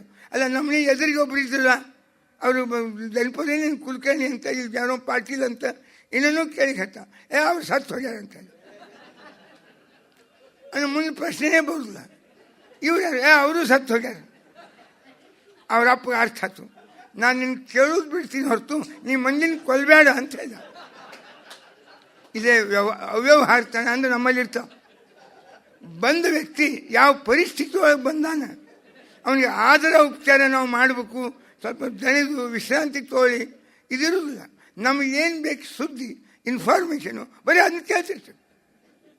ಅಲ್ಲ, ಇದು ಕೃಷ್ಣನಿಂದ ಕಲಿಬೇಕಾಗಿದೆ ನಮ್ಗೆ. ಅದಕ್ಕೆ ತಮ್ ಭುಕ್ ಉಪವೇಶ್ಯ ರಹಯಾಂಚಕ್ರೆ ತಮ್ ಭುಕ್ತವಂತಂ ವಿಶ್ರಾಂತಂ. ಅವರಿಗೆ ಊಟ ಮಾಡಿ ವಿಶ್ರಾಂತಿ ತಗೊಂಡ ಮೇಲೆ ಉಪಗಮ್ಯ ಸತಾಂಗತಿ, ಸಜ್ಜನರಿಗೆ ಆಧಾರನಾದ ಕೃಷ್ಣ ಪಾಣಿನ ಅಭಿಮೃಶನ್ ಪಾದಂ, ತನ್ನ ಕೈಯಿಂದ ಆ ಮುದುಕ ಬ್ರಾಹ್ಮಣನ ಕಾಲು ಒತ್ತಲಿಕ್ಕೆ ಶುರು ಮಾಡಿದ. ಅವ್ಯಗ್ರಹ ತಮಪೃಚ್ಛತ. ಅವನು ಕೇಳ, ಕಚ್ಚಿದ್ವಿಜವರ ಶ್ರೇಷ್ಠ ಧರ್ಮಸ್ಥೆ ವೃದ್ಧ ಸಮ್ಮತಃ. ನಿಮ್ಮ ಧರ್ಮಾಚರಣೆ ಚೆನ್ನಾಗಿದೆ ತಾನೆ? ಶಾಸ್ತ್ರಕ್ಕೆ ಅನುಗುಣವಾಗಿ ಸಂಪ್ರದಾಯಬದ್ಧವಾಗಿ ನಿಮ್ಮ ದೈನಂದಿನವಾಗಿರ್ತಕ್ಕ ಆಚಾರ ವಿಚಾರಗಳು ನಡೆಯುತ್ತಿವೆ ಅಷ್ಟೇ. ನಾತಿಕೃಚ್ಛೇನ ಸಂತುಷ್ಟ ಮನಸ್ಸದ. ನಮ್ಮ ಜೀವನದ ಎಲ್ಲ ದೈನಂದಿನ ವ್ಯವಹಾರಗಳು ಸರಿಯಾದ ರೀತಿಯಲ್ಲಿ ನಡಿಬೇಕಾದರೆ ಅದಕ್ಕೆ ಏನು ಬೇಕು ಅಂದರೆ ಮನಸ್ಸಿನ ಸಮಾಧಾನ ಇರಬೇಕು. ಮೊದಲೇ ಅಧ್ಯಾಯ ಗೀತಾದೊಂದು ಹೆಸರದ ವಿಷಾದ ಯೋಗ ಅಂತ. ವಿಷಾದ ಅಂದರೆ ಏನದು? ಭಾಳ ಚಂದ ನಿರೂಪಣದ. ವಿಷಾದೋ ನಾಮ ಯಸ್ಮಿನ್ ಸತಿ ಸರ್ವ ಕಾರ್ಯ ಉಪರಮಃ ಭವತಿ. ಯಾವ ಮಾನಸಿಕವಾದ ದೌರ್ಬಲ್ಯ ನಮ್ಮಲ್ಲಿ ಪ್ರವೇಶ ಮಾಡಿದಾಗ ಸರ್ವ ಕಾರ್ಯ ಉಪರಮಃ, ನಮ್ಮೆಲ್ಲ ದೈನಂದಿನ ಆಚಾರ ವಿಚಾರ ವ್ಯವಹಾರ ठप्पाಗ್ತವೆ, ನಿಂತು ಹೋಗ್ತಾವೆ. ಯಸ್ಮಿನ್ ಸತಿ, ಯಾವ ರೀತಿಯ ಮಾನಸಿಕವಾದ ಪರಿಸ್ಥಿತಿ ನಿರ್ಮಾಣ ಆದಾಗ ನಮ್ಮ ಎಲ್ಲ ಮಾನಸಿಕ ವಾಚನಿಕ ಬೌದ್ಧಿಕ ದೈಹಿಕ ಎಲ್ಲ ವ್ಯವಹಾರಗಳು ನಿಂತು ಹೋಗ್ತಾವೆ. ಅದಕ್ಕೆ ವಿಷಾದ ಅಂತ ಕರೀತಾರೆ. ವಿಷಾದ ಆದಾಗ ಏನು ಇಫೆಕ್ಟ್ ಆಗ್ತದೆ ಅಂದರೆ ಏನೇನೇನೇನೂ ಕೆಲಸ ಮಾಡೋದೇ ಇಲ್ಲ, ಯಾರೂ ಮಾಡೋದಿಲ್ಲ, ಬುದ್ಧಿನೂ ಇಲ್ಲ, ಮನಸ್ಸೂ ಇಲ್ಲ, ಇಂದ್ರಿಯಗಳು ಇಲ್ಲ. ಇದಕ್ಕೆ ವಿಷಾದ ಅಂತಾರೆ. ವಿಷಾದ ಕರ್ತವ್ಯ ವಿಮುಖತೆಯನ್ನು ತಂದು ಕೊಡ್ತದೆ. ತತ್ವಜ್ಞಾನ ಕರ್ತವ್ಯದ ಪ್ರಜ್ಞೆಯನ್ನು ಮೂಡಿಸ್ತದೆ. ಅದಕ್ಕೆ ಕೃಷ್ಣ ತತ್ವಜ್ಞಾನ ಹೇಳಿದ. ಸುಮ್ಮನೆ ಯುದ್ಧ ಒಳ್ಳೆ ನಮಗೆ ಯುದ್ಧ ಮಾಡು ಅಂತೇಳಿ ಝಬರಿಸಿದ್ರೆ ಒಂದೇ ವಾಕ್ಯದಾಗೆ ಈ 18 ಅಧ್ಯಾಯ ಬಗೆಹರಿದು ಹೋಗ್ತಿತ್ತು. ಅಲ್ಲ, ದೊಡ್ಡ 18 ಅಧ್ಯಾಯ 701 ಶ್ಲೋಕದ ಗೀತಾ ಉಪದೇಶ ಮಾಡಿದ. ಕಾರಣ ಏನು? ವಿಷಾದ ಪರಿಹಾರ ಆಗಬೇಕು. ಅದು ತತ್ವಜ್ಞಾನದಿಂದ ವಿಷಾದ ಪರಿಹಾರ ಆಗ್ತದೆ. ಮನುಷ್ಯನ ಕರ್ತವ್ಯ ಪ್ರಜ್ಞೆ, ಉತ್ಸಾಹ. ಅದಕ್ಕೆ ಜೀವನದಾಗ ನಮ್ಮ ದೇಶದಾಗ ಒಂದು ಪುಸ್ತಕಕ್ಕೆ ಒಂದು ಜಯಂತಿ ಅದು, ಅದು ಒಂದೇ, ಅದು ಭಗವದ್ಗೀತಾ ಜಯಂತಿ. ಬಾಕಿಯವರೆಲ್ಲ ಜಯಂತಿ ಇರ್ತಾವೆ. ಇಲ್ಲ ಅವ್ರು ಹುಟ್ಟೆ ಪ್ರಬಲ ಇದ್ದರೆ ಜಯಂತಿ, ಸತ್ತ ಮೇಲೆ ಅವ್ರ ಹೆಸರು ಭಾಳ ಚಲೋ ಬಂದ್ರೆ ಅವ್ರಿಗೆಲ್ಲ ಏನದ ಪುಣ್ಯತಿಥಿ. ಸತ್ತ ಮೇಲೆ ಅವನ ಕೀರ್ತಿ ಭಾಳ ಬೆಳೀತು, ಅವನ ಮಹತ್ವ ಗೊತ್ತಾದ್ರೆ ಅವ್ರ ಪುಣ್ಯತಿಥಿ ಅಂತ ಮಾಡ್ತೀವಿ. ಹುಟ್ಟ ಆ ವ್ಯಕ್ತಿ ಪ್ರಬಲಿದ್ದ, ಪ್ರಚಂಡಿದ್ದ, ಒಳ್ಳೆಯದನ್ನು ಮಾಡಿದ್ದ ಅಂದರೆ ಹುಟ್ಟಿನಿಂದ ಅವ್ರದ್ದು ಜಯಂತಿ ಅಂತ ಮಾಡ್ತಿರ್ತೀವಿ. ಭಗವದ್ಗೀತಾಕ್ಕೆ ಜಯಂತಿ ಅದು. ನಾಳೆ ನಾಡ್ದೆ, ಹೌದಲ್ಲ, ನಾಳೆ ನಾಡ್ದೆ ಗೀತಾ ಜಯಂತಿ. ಒಂದು ಪುಸ್ತಕ ಹುಟ್ಟಿದ ದಿವಸ ಯಾರು ಆಚರಣೆ ಮಾಡೋದು ಕಡಿಮೆ. ಅದು ನಾವು ಭಾರತೀಯರು ಮಾಡ್ತೀವಿ. ಯಾವುದು? ಸಾರ್ವಕಾಲಿಕವಾದ ಎಲ್ಲರ ಬದುಕನ್ನು ಸ್ಪರ್ಶ ಮಾಡಿದ, ತಿದ್ದಿದ, ಪರಿಷ್ಕರಿಸಿದ, ಎಲ್ಲರ ಎಲ್ಲ ಜೀವನಕ್ಕೆ ಮಾರ್ಗದರ್ಶಿಯಾದ ಸೂತ್ರಗಳನ್ನು ಎಲ್ಲಿ ಕೃಷ್ಣ ಹೇಳ್ಯಾನ ಅದು ಭಗವದ್ಗೀತಾ. ನಮ್ಮ ಜೀವನದ ಸಂವಿಧಾನ ಅದು ಭಗವದ್ಗೀತಾ. ಅದರ ಬೆಳಕಿನಾಗ ನಾವೇ ನಮ್ಮದೇ ಆದ ಸಮಸ್ಯೆಗಳನ್ನು ಪರಿಹಾರ ಮಾಡಿಕೊಳ್ಳಿಕ್ಕಿರ್ತಕ್ಕ ಅದ್ಭುತವಾದ ವಾಂಗ್ಮಯ ಪ್ರಪಂಚ ಅದು ಭಗವದ್ಗೀತಾ. ಅದಕ್ಕೆ ಅದ್ರ ಜಯಂತಿ ಮಾಡ್ತೀವಿ ನಾವು. ಅದು ಕೃಷ್ಣನ ಮಾತು ಬಹಳ ದೊಡ್ಡ ಹೇಳಿದವ. ಮನಸ್ಸು ಯಾವಾಗಲೂ ಪ್ರಫುಲ್ಲ ಆಗಿರ್ಬೇಕು. ಪರಿಸ್ಥಿತಿಯಿಂದ ನಮ್ಮ ಮಾನಸಿಕ ಸ್ಥಿತಿ ಅಲ್ಲೋಲ ಕಲ್ಲೋಲ ಆಗಬಾರ್ದು. ಭಾರಿ ಉನ್ನತದ ಸ್ಥಿತಿ ಬಂದಾಗ ಏರಬಾರ್ದು, ಅವನತಿ ಬಂದಾಗ ಡೌನ್ ಆಗಬಾರ್ದು ಮನಸ್ಸು. ಸುಖವಾಗಲಿ ಬಲು ದುಃಖವಾಗಲಿ, ಇದನ್ನೇ ಕಪಿಲ್ ನಾಮ ಪರಮಾತ್ಮ ಹೇಳ್ಯಾನ, ಹಿಂದಕ್ಕೆ ಬಂದು ಹೋಗಿದೆ. ಸಾಂಖ್ಯಯೋಗ, ಇದೇ ಸಾಂಖ್ಯಯೋಗ. ಮನುಷ್ಯನ ಸಮತೋಲಿತವಾದ ಜೀವನ ಭಾವನೆಗಳು, ಇದು ನಿಜವಾದ ತತ್ವಜ್ಞಾನದ ನಿಜವಾದ ರಿಸಲ್ಟು, ಫಲಿತಾಂಶ, ಫಲ. ಇದು ಕಪಿಲ್ ಹೇಳ್ತಾನೆ, ಯಸ್ಮಿನ್ ಉಪರತಿ, ಏನು ಸುಖ ದುಃಖಗಳ ಏನೂ ಪರಿಣಾಮ ಆಗಬಾರ್ದು ಆ ಸ್ಥಿತಿ. ತಾಯಿ ಹೇಳ್ತಾನೆ, ಯೋಗ ಆಧ್ಯಾತ್ಮಿಕ ಪುಂಸಾಂ ಮತೋ ನಿಶ್ರೇಯಸಾಯಮೇ. ಆಧ್ಯಾತ್ಮಿಕ ಯೋಗ ಅಮ್ಮ ಜಗತ್ತಿನ ದೊಡ್ಡ ಉಪಾಯ. ಏನು ಅದು ಆಧ್ಯಾತ್ಮಿಕ ಯೋಗ ಅಂದರೆ? ಅತ್ಯಂತ ಉಪರತಿರಿಯತ್ರ ದುಃಖಸ್ಯ ಚ ಸುಖಸ್ಯ ಚ. ಸುಖ ದುಃಖ ಎರಡೂ ಏನೂ ಪರಿಣಾಮವನ್ನು ಮನಸ್ಸಿನ ಮೇಲೆ, ದೇಹದ ಮೇಲೆ, ಬುದ್ಧಿಯ ಮೇಲೆ ಏನೂ ಬೀರಬಾರ್ದು, ಯಾವುದರಿಂದಲೂ ವಿಕಾರ ಆಗಬಾರ್ದು. ಇದಕ್ಕೆ ಆಧ್ಯಾತ್ಮಿಕ ಯೋಗ ಅಂತಾರೆ. ಭೀಷ್ಮಾಚಾರ್ಯ ಮನೆಯೊಳಗಿತ್ತು. ದುರ್ಯೋಧನ, ಪಾಂಡವರು, ಕೌರವರು ಕೂಡೇ ಬಂದರು. ಅವರ ಅಜ್ಜ ಭೀಷ್ಮಾಚಾರ್ಯ. ಭೀಷ್ಮಾಚಾರ್ಯರೇ, ಒಬ್ಬ ಬ್ರಾಹ್ಮಣ ನಮ್ಗೆ ಹಾದಿ ಒಳಗೆ ಸಿಕ್ಕಿದ್ದ. ನಮ್ಮ ಉಂಗುರ ಚೆಂಡು ಬಾವಿಯೊಳಗೆ ಬಿದ್ದಿತ್ತು. ನಾವು ಯಾರು ಇಳಿಬೇಕು, ಯಾರು ತೆಗಿಬೇಕು, ಯಾರು ಇಳಿಬೇಕು ಅಂತ ಚರ್ಚೆ ಮಾಡ್ತಿದ್ವಿ. ಆ ಬ್ರಾಹ್ಮಣ ಅಂದ, ಏನರು ಜೀವನದಾಗ ಒಂದು ತಪಸ್ಸಿನಿಂದ ಒಂದು ಆಧ್ಯಾತ್ಮಿಕ ಶಕ್ತಿ ಅಂತದ, ಅದ್ರ ಪರಿಚಯನೇ ಇಲ್ಲೇನು. ಬರೀ ಈ ಬಿಲ್ಲಿಗೆ ಈ ಉದ್ದನ ಕಂಬ ತರೋನು, ಉದ್ದನ ದಾರ ತರೋನು, ಅಥವಾ ಉದ್ದನ ಕೋಲ್ ತರೋನು, ಅದನ್ನು ಬಿಡೋನು, ಅದನ್ನ ತೆಗಿಯೋನು, ಏನು ಇವೆಲ್ಲ ಕ್ಷತ್ರಿಯರು ಮಾತಾಡೋ ಮಾತೇನಂತ ಬೈದವರು. ನಾನು ನೀವು ಹೆಂಗೆ ತೆಗಿತೀರಿ, ತೆಗೆದು ತೋರಿಸ್ತೀರಿ, ತೋರಿಸ್ರಿ ಅಂದ್ವಿ. ಅವಶ್ಯವಾಗಿ ಅಂದರು. ಅವರು ಒಂದು ಹುಲ್ಲಿಗೆ ಅಭಿಮಂತ್ರಣ ಮಾಡಿಬಿಟ್ರು, ಅದು ತೊಗೊಂಡು ಬಂತು ಮ್ಯಾಲೆ. ಈ ವಿದ್ಯೆ ನಾವು ಕೇಳಿದ್ವಿ, ನಮಗೂ ಕಲಿಸ್ರಿ ಅಂತ. ಕಲಿಸ್ತೀನಿ, ನಾನು ಊಟದ ವ್ಯವಸ್ಥೆ ಮಾಡಂದ್ರು ಅವರು. ಅದಕ್ಕೆ ನೀವು ಪರ್ಮಿಷನ್ ಕೊಟ್ಟರೆ, ನೀವು ಹಿರಿಯರು, ಅವ್ರಿಗೆ ಊಟದ ವ್ಯವಸ್ಥೆ ಮಾಡೋಣ, ಇರ್ಲಿಕ್ಕೆ ಮನೆ ಕೊಡೋಣ, ಅವ್ರ ಕೈಲಿ ಎಲ್ಲ ವಿದ್ಯೆ ನಾವು ಕಲಿಯೋಣ ಅಂತ. ಭೀಷ್ಮಾಚಾರ್ಯರು ಅವ್ರ ಹೆಸರೇನು ಅಂತ ಕೇಳಿದರು. ಹೆಸರು ನಾವು ಕೇಳಿಲ್ಲ, ಅವರು ಹೇಳಿಲ್ಲ.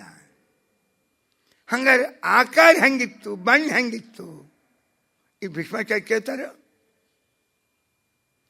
ತತ್ರ ಪಶ್ಯತ ಶ್ಯಾಮಂ ಆಪನ್ನಂ ಫಲಿತಂ ಕೃಶಂ.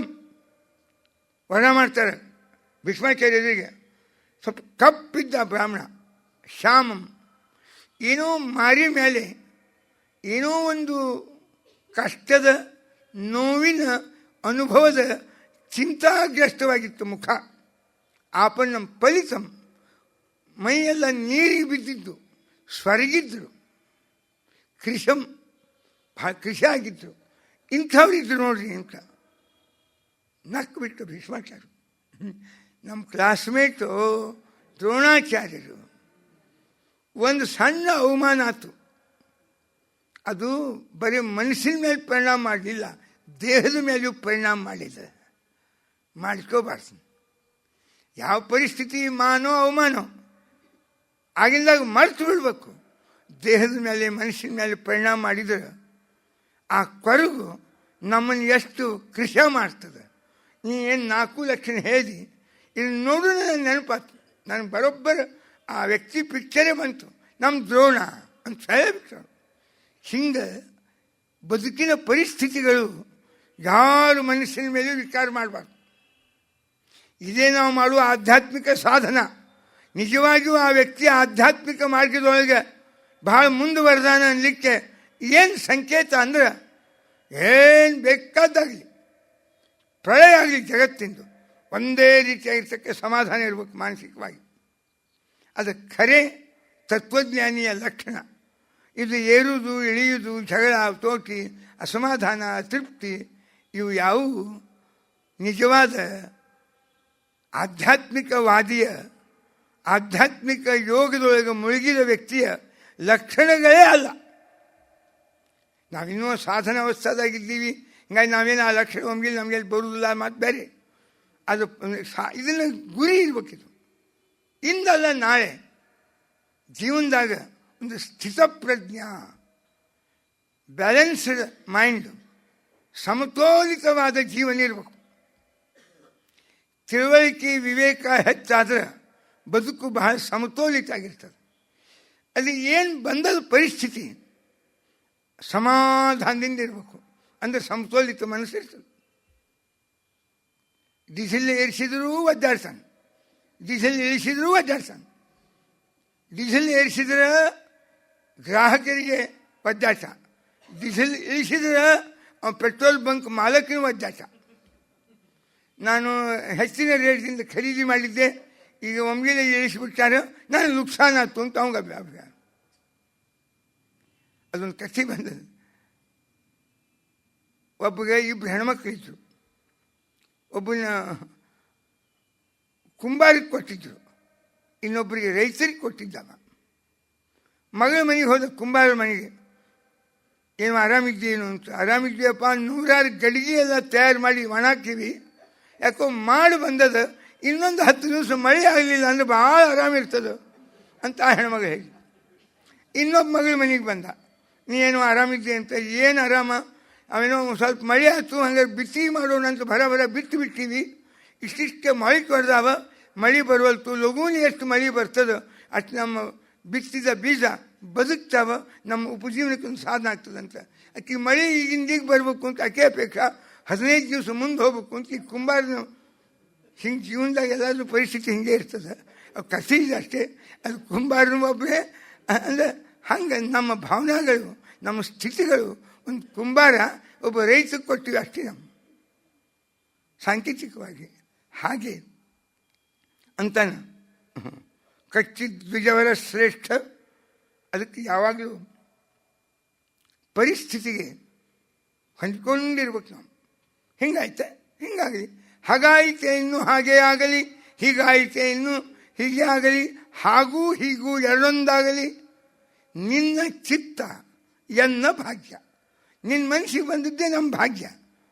ಇದು ಪರಿಪಕ್ವ ಜ್ಞಾನಿಗಳ ಅನುಭಾವಿಗಳ ಅನುಭವದ ಮಾತು. ನಾವು ಜೀವನದಾಗ ಪೆಟ್ಟು ತಿಂದು ಸೂರ್ಯರು ಇಂಥ ಪ್ರವಚನಗಳನ್ನು ಕಲಿಕೆ ಒಮ್ಮೆ ಯಾವಾಗೂ ಇಂಥ ಮಾನಸಿಕ ಸ್ಥಿತಿಯ ನಿರ್ಮಾಣತೆ ಆಗ್ಲಿಕ್ಕೆ ಶುರುವಾಗ್ತದೆ. ನಮಗೆ ಅದು ಸಂಪಾದನೆ ಮಾಡಬೇಕು. ವಾಸ್ತವತೆಯ ಪರಿಚಯ ಆದಮೇಲೆ ಅದನ್ನು ಎದುರಿಸೋದ್ರೊಳಗೆ ಅರ್ಥ ಇಲ್ಲ. ಹೊಂದ್ಕೊಂಬುದ್ರಾಗೆ ಉತ್ತಮಕ್ಕೆ ಅದು ಶಾಣೆತನ. ಅದು ಹೊಂದ್ಕೋಬೇಕು ನಾವು. ಏನು ಜಗತ್ತಿನ ವಾಸ್ತವತೆಯ ಪರಿಚಯ ಆದಮೇಲೆ ನೀವು ಯಾರ ವಿರುದ್ಧ ಸಂಘರ್ಷ ಮಾಡೋರು, ಯಾರ ವಿರುದ್ಧ ಮಾಡಲಿಕ್ಕೆ ಬರುತ್ತದೆ. ಅದಕ್ಕೆ ಬರೋಬ್ಬರಿ ಇಷ್ಟಾಂಗ ಇರುವೇನೋ ಹರಿಯೇ. ಒಂದು ಕಾಲದಲ್ಲಿ ಆನೆ ಮೇಲೆ ಮೆರೆಸುವಿ, ಮತ್ತೊಂದು ಕಾಲದಲ್ಲಿ ಬರಿಗಾಲಲ್ಲಿ ಇರಿಸುವಿ. ಸರಿ, ಎಲ್ಲದಕ್ಕೂ ಹಂಚ್ಕೋಬೇಕು ನೋಡ್ರಿ. ಇದನ್ನು ಕೇಳಿ ಇಂದಲ್ಲ ನಾಳೆ ಪರಿಸ್ಥಿತಿಗೆ ನಾವು ಹಂಚ್ಕೊಂಡು ಆರೋಗ್ಯನೂ ಪಡಿತೀವಿ, ದೈಹಿಕವಾಗಿ ಮಾನಸಿಕ ಆರೋಗ್ಯ ಪಡಿತೀವಿ. ಏನಾದ್ರು ಜೀವನದಾಗ ಧ್ಯಾನ ಜ್ಞಾನ ಸಂಪಾದನೆ ಮಾಡಲಿಕ್ಕೆ ಸಾಧ್ಯ ಆಗ್ತದೆ.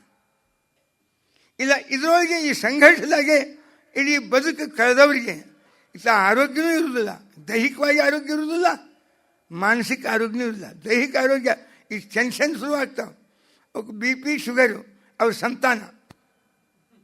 ಕೃಷ್ಣ ಹೇಳ್ತಿರ್ತಾನೆ ಮೇಲೆ ಶ್ರೀಮಂತಿಕೆ ಭಾಳ ಬರಬಾರ್ದು, ನಾ ಭೂಮಿಯ ಭಾರ ಕಡಿಮೆ ಮಾಡ್ತೀನಿ ಅಂದರೆ 23 ಅಕ್ಷೋಹಿಣಿ ಸೈನ್ಯ 18 ಸರ್ತೆ ಪ್ರತಿ ಸರ್ತೆ 23 ಸಂಹಾರ ಮಾಡಿ. ಏನು ಇದು ಮಾನವ ಕುಲದ ವಿರೋಧಿ ಅಂತ ಜಗತ್ತಿನ ನಿನ್ನ ಬಗ್ಗೆ ದೊಡ್ಡ ದೊಡ್ಡ ಪೇಪರ್ನ ಬರೀ ಹೇಳ್ತಾರೆ ನೋಡು ಅಂದರೆ ಅವನು ದಾಟ್ಗೋರ್ರೆ. ಅತಿ ಜನಸಂಖ್ಯೆ ಆಯಿತು ಅಥವಾ ಅತಿ ಸಮೃದ್ಧಿ ಆಯಿತು ಅಂದರೆ ಅತಿ ಸರ್ವತ್ರ ವರ್ಜಯಿತು. Excess of everything is bad. ಯಾಕೋ ಹೌದು, ಸಮೃದ್ಧಿ ಬಹಳ ಆಯ್ತು, 3 ಮಂದಿ ಮಕ್ಕಳು ಹುಟ್ಟೇ ಬಿಡ್ತಾರೆ. ಭಾಳ ಒಂದು ಕುಟುಂಬಕ್ಕೆ ಒಂದು ಪರಿವಾರಕ್ಕೆ ಭಾರಿ ಸಮೃದ್ಧಿ ಬಂತಿಲ್ಲೋ ಮೊದಲಿಂದ ಆಲಸ್ಯ ಎಂಬ ಮಗ ಹುಡ್ತಾನೆ, ಅಹಂಕಾರ ಎಂಬ ಮಗ ಹುಡ್ತಾನೆ, ವ್ಯಸನಗಳು ಎಂಬ 3ನೇ ಮಗ ಹುಡ್ತಾನೆ. ಎಲ್ಲ ಶ್ರೀಮಂತರ ಮನೆಯೊಳಗಿರ್ತಕ್ಕ ಮೊದಲಿನ 3 ಮಂದಿ ಮಕ್ಕಳು ಇವರು, ಇನ್ನು ಬಾಕಿಯೆಲ್ಲ ಆಮೇಲೆ ಹುಟ್ಟಿದ್ದು. ಆಲಸ್ಯ, ಅಹಂಕಾರ, ವ್ಯಸನ ಇವೆಲ್ಲ ಶ್ರೀಮಂತರು ಸಮೃದ್ಧಿ ಮನೆ ತುಂಬಿ ಬೇಕಾಷ್ಟು ತುಂಬಿರ್ತದೆ ನೋಡ್ರಿ. ಅವರು ಅಂಥವ್ರಿಗೆ ಈ 3 ಮಂದಿ ಮಕ್ಕಳು ಆಗೇ ಬಿಡ್ತಾರೆ. ಎಲ್ಲರಿಗೂ 3 ಮಂದಿ ಮಕ್ಕಳು ಆಗವ್ರಿ. ಆಲಸ್ಯ ಅವಗೂ ಆಯ್ತು, ಅವನ ಮಕ್ಕಳಿಗೂ ಈ ಮಕ್ಕಳು ಆಗ್ತಾರೆ, ಮೊಮ್ಮಕ್ಕಳು ಇವರೇ. ಅವ್ರ ಪರಿವಾರದಾಗ ಪ್ರತಿಯೊಬ್ಬರಿಗೂ ಇವ್ರು ಶ್ರೀಮಂತರ ಘರಾಣೆ ಅಂತ ಕರೀತಾರೆ, ಮರಾಠಿ ಶಬ್ದ ಘರಾಣೆ ಅಂದರೆ ಫ್ಯಾಮಿಲಿ. ಇವರೇ ಹುಟ್ಟೋದು. ಇದು ಆಂಥ್ರೋಪಾಲಜಿ ಇದ್ದಂಗಿದೆಲ್ಲ ಆನುವಂಶಿಕವಾಗಿ ಬರ್ತಾವೆಲ್ಲ. ಏನು ಅಂದರೆ ಅಹಂಕಾರ, ಆಲಸ್ಯ, ವ್ಯಸನ. ಅದಕ್ಕೆ ಕಡಿಮೆ ಮಾಡಬೇಕು, ಅದಕ್ಕೆ ಸಮೃದ್ಧಿ ಕಡಿಮೆ ಮಾಡ್ತೀನಿ. ಅದಕ್ಕೆ ಮಂದಿನ ತಪ್ಪು ತಿಳ್ಕೊತಾರೆ. ಗಿಡ ಅವ್ಯವಸ್ಥಿತವಾಗಿ ಬೆಳೀತು ಅಂದರೆ ನಾಳೆ ಮತ್ತೆ ಮಳೆಗಾಲ ಬರ್ತದೆ, ಇನ್ನೂ ಅವ್ಯವಸ್ಥೆ ಆಗೋದು ಬೇಡ ಅಂತ ಗಿಡ ಕಟ್ ಮಾಡೋದಿಲ್ಲ ಮಳೆಗಾಲ ಬರೋಕ್ಕಿಂತ ಮೊದಲು. ಅದು ಅನಿವಾರ್ಯ. ಅದಕ್ಕೆ ಇದು ವೇದ ಕರೆಸದ. ಮತ್ತು ಈ ಶಬ್ದ ಋಗ್ವೇದ ಏಧಮಾನ ದ್ವಿಳುಭಯಸ್ಯ ರಾಜ ಏಧಮಾನ ದ್ವಿಷ. ಏಧ ಅಂದರೆ ಬೆಳಿ, ಏಧಮಾನ ಅತಿಯಾಗಿ ಏನೇ ಬೆಳೀತಿದ್ರೆ ದ್ವಿಷ ದೇವರ ಅದರ ವಿರೋಧಿ ಕಟ್ ಮಾಡಿಬಿಡ್ತಾನೆ. ಭರಾಟಿ ಒಳಗಿರ್ತೀವಿ, ಒಮ್ಗಿಲಿ ಕಟ್ ಮಾಡ್ತಾನೆ. ಭಾರಿ ಹೊಂಟಿರ್ತೀವಿ ಹೈವೇದಾಗ, ಒಮ್ಗಿಲೆ ರೋಡ್ ಬ್ರೇಕರು, ಅವು 5-6 ರೋಡ್ ಬ್ರೇಕರ್ ಇರ್ತಾವೆ ಕೆಲವು ಕಡೆಗೆಲ್ಲ ಹಳ್ಳಿಯಾಗ. ಫಜಿತಾಗಿ ಹೋಗ್ತದೆ ಅವಕ್ಕೆಲ್ಲ.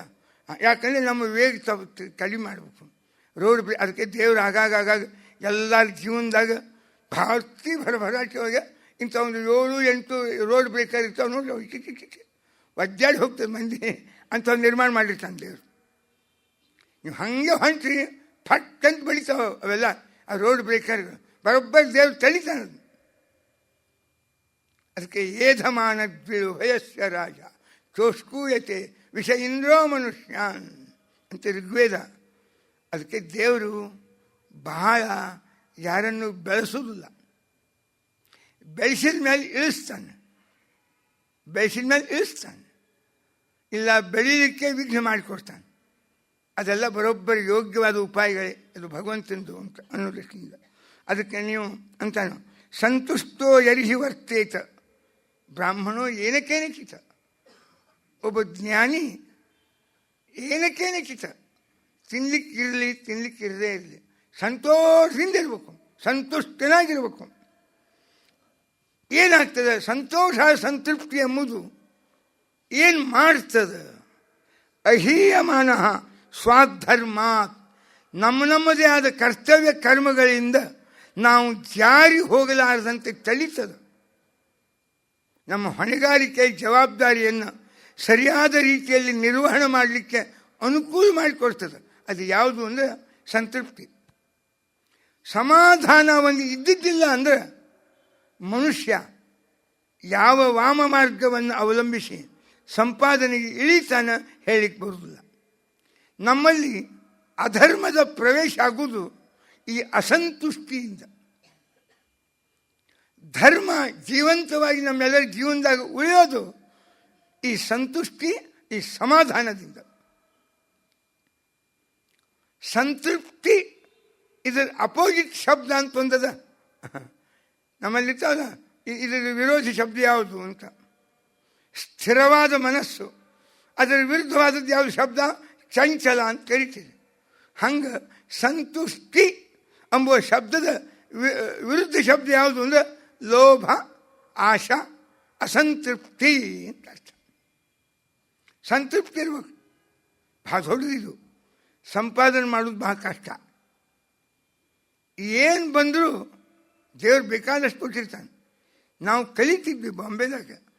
ಕಲಿಯೋ ಮುಂದೆ 76-78ನೇ ಇಸ್ವಿ ಒಂದು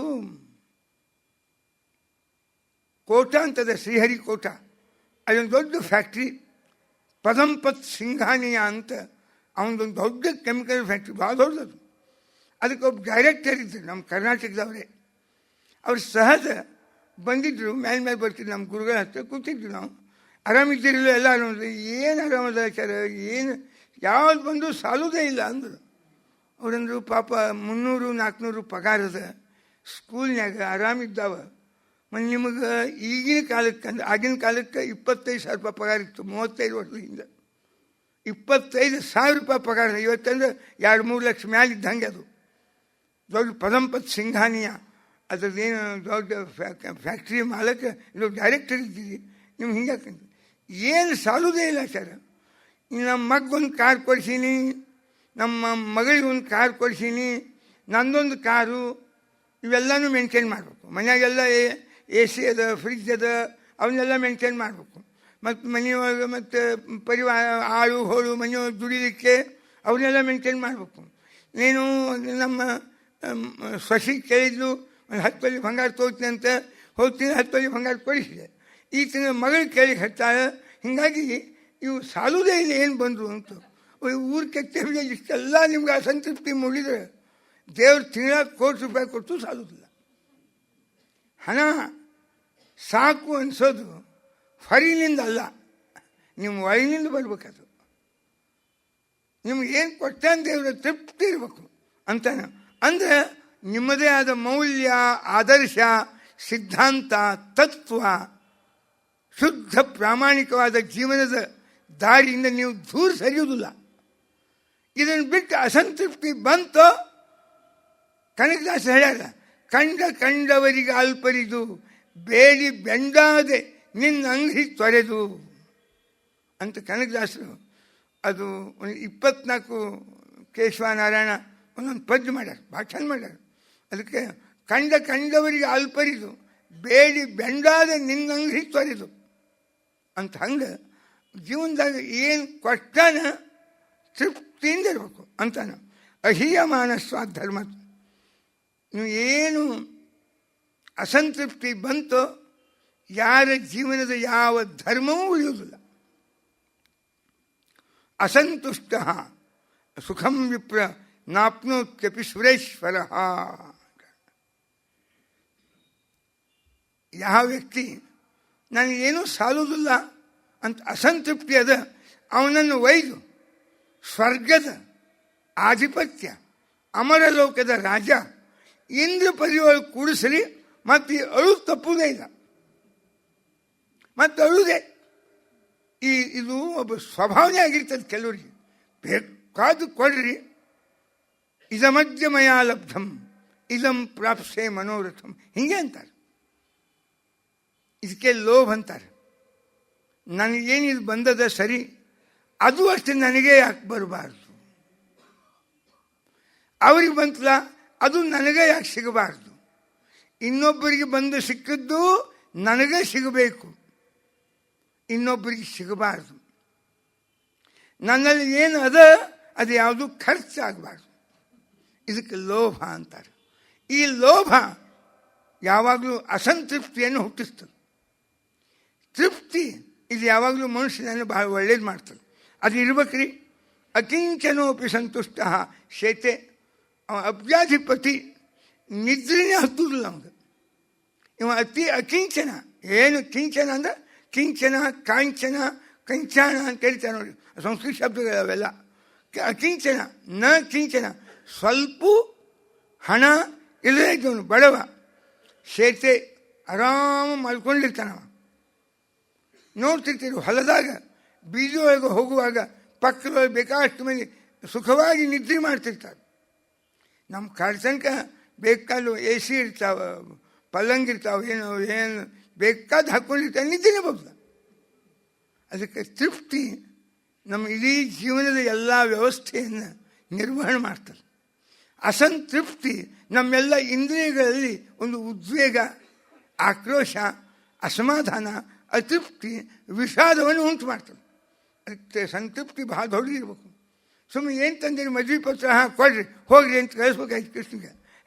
ಹಂಗಲ್ಲ, ಇದೊಂದು ನಿಮಿತ್ತದಿಂದ ಅವ್ನು ಹೇಳ್ದ, ವಿಪ್ರಾನ್ ಸ್ವಲಾಭ ಸಂತುಷ್ಟಾನ್ ಸಾಧೂನ್ ಭೂತ ಸುಹೃತ್ತಮಾನ್.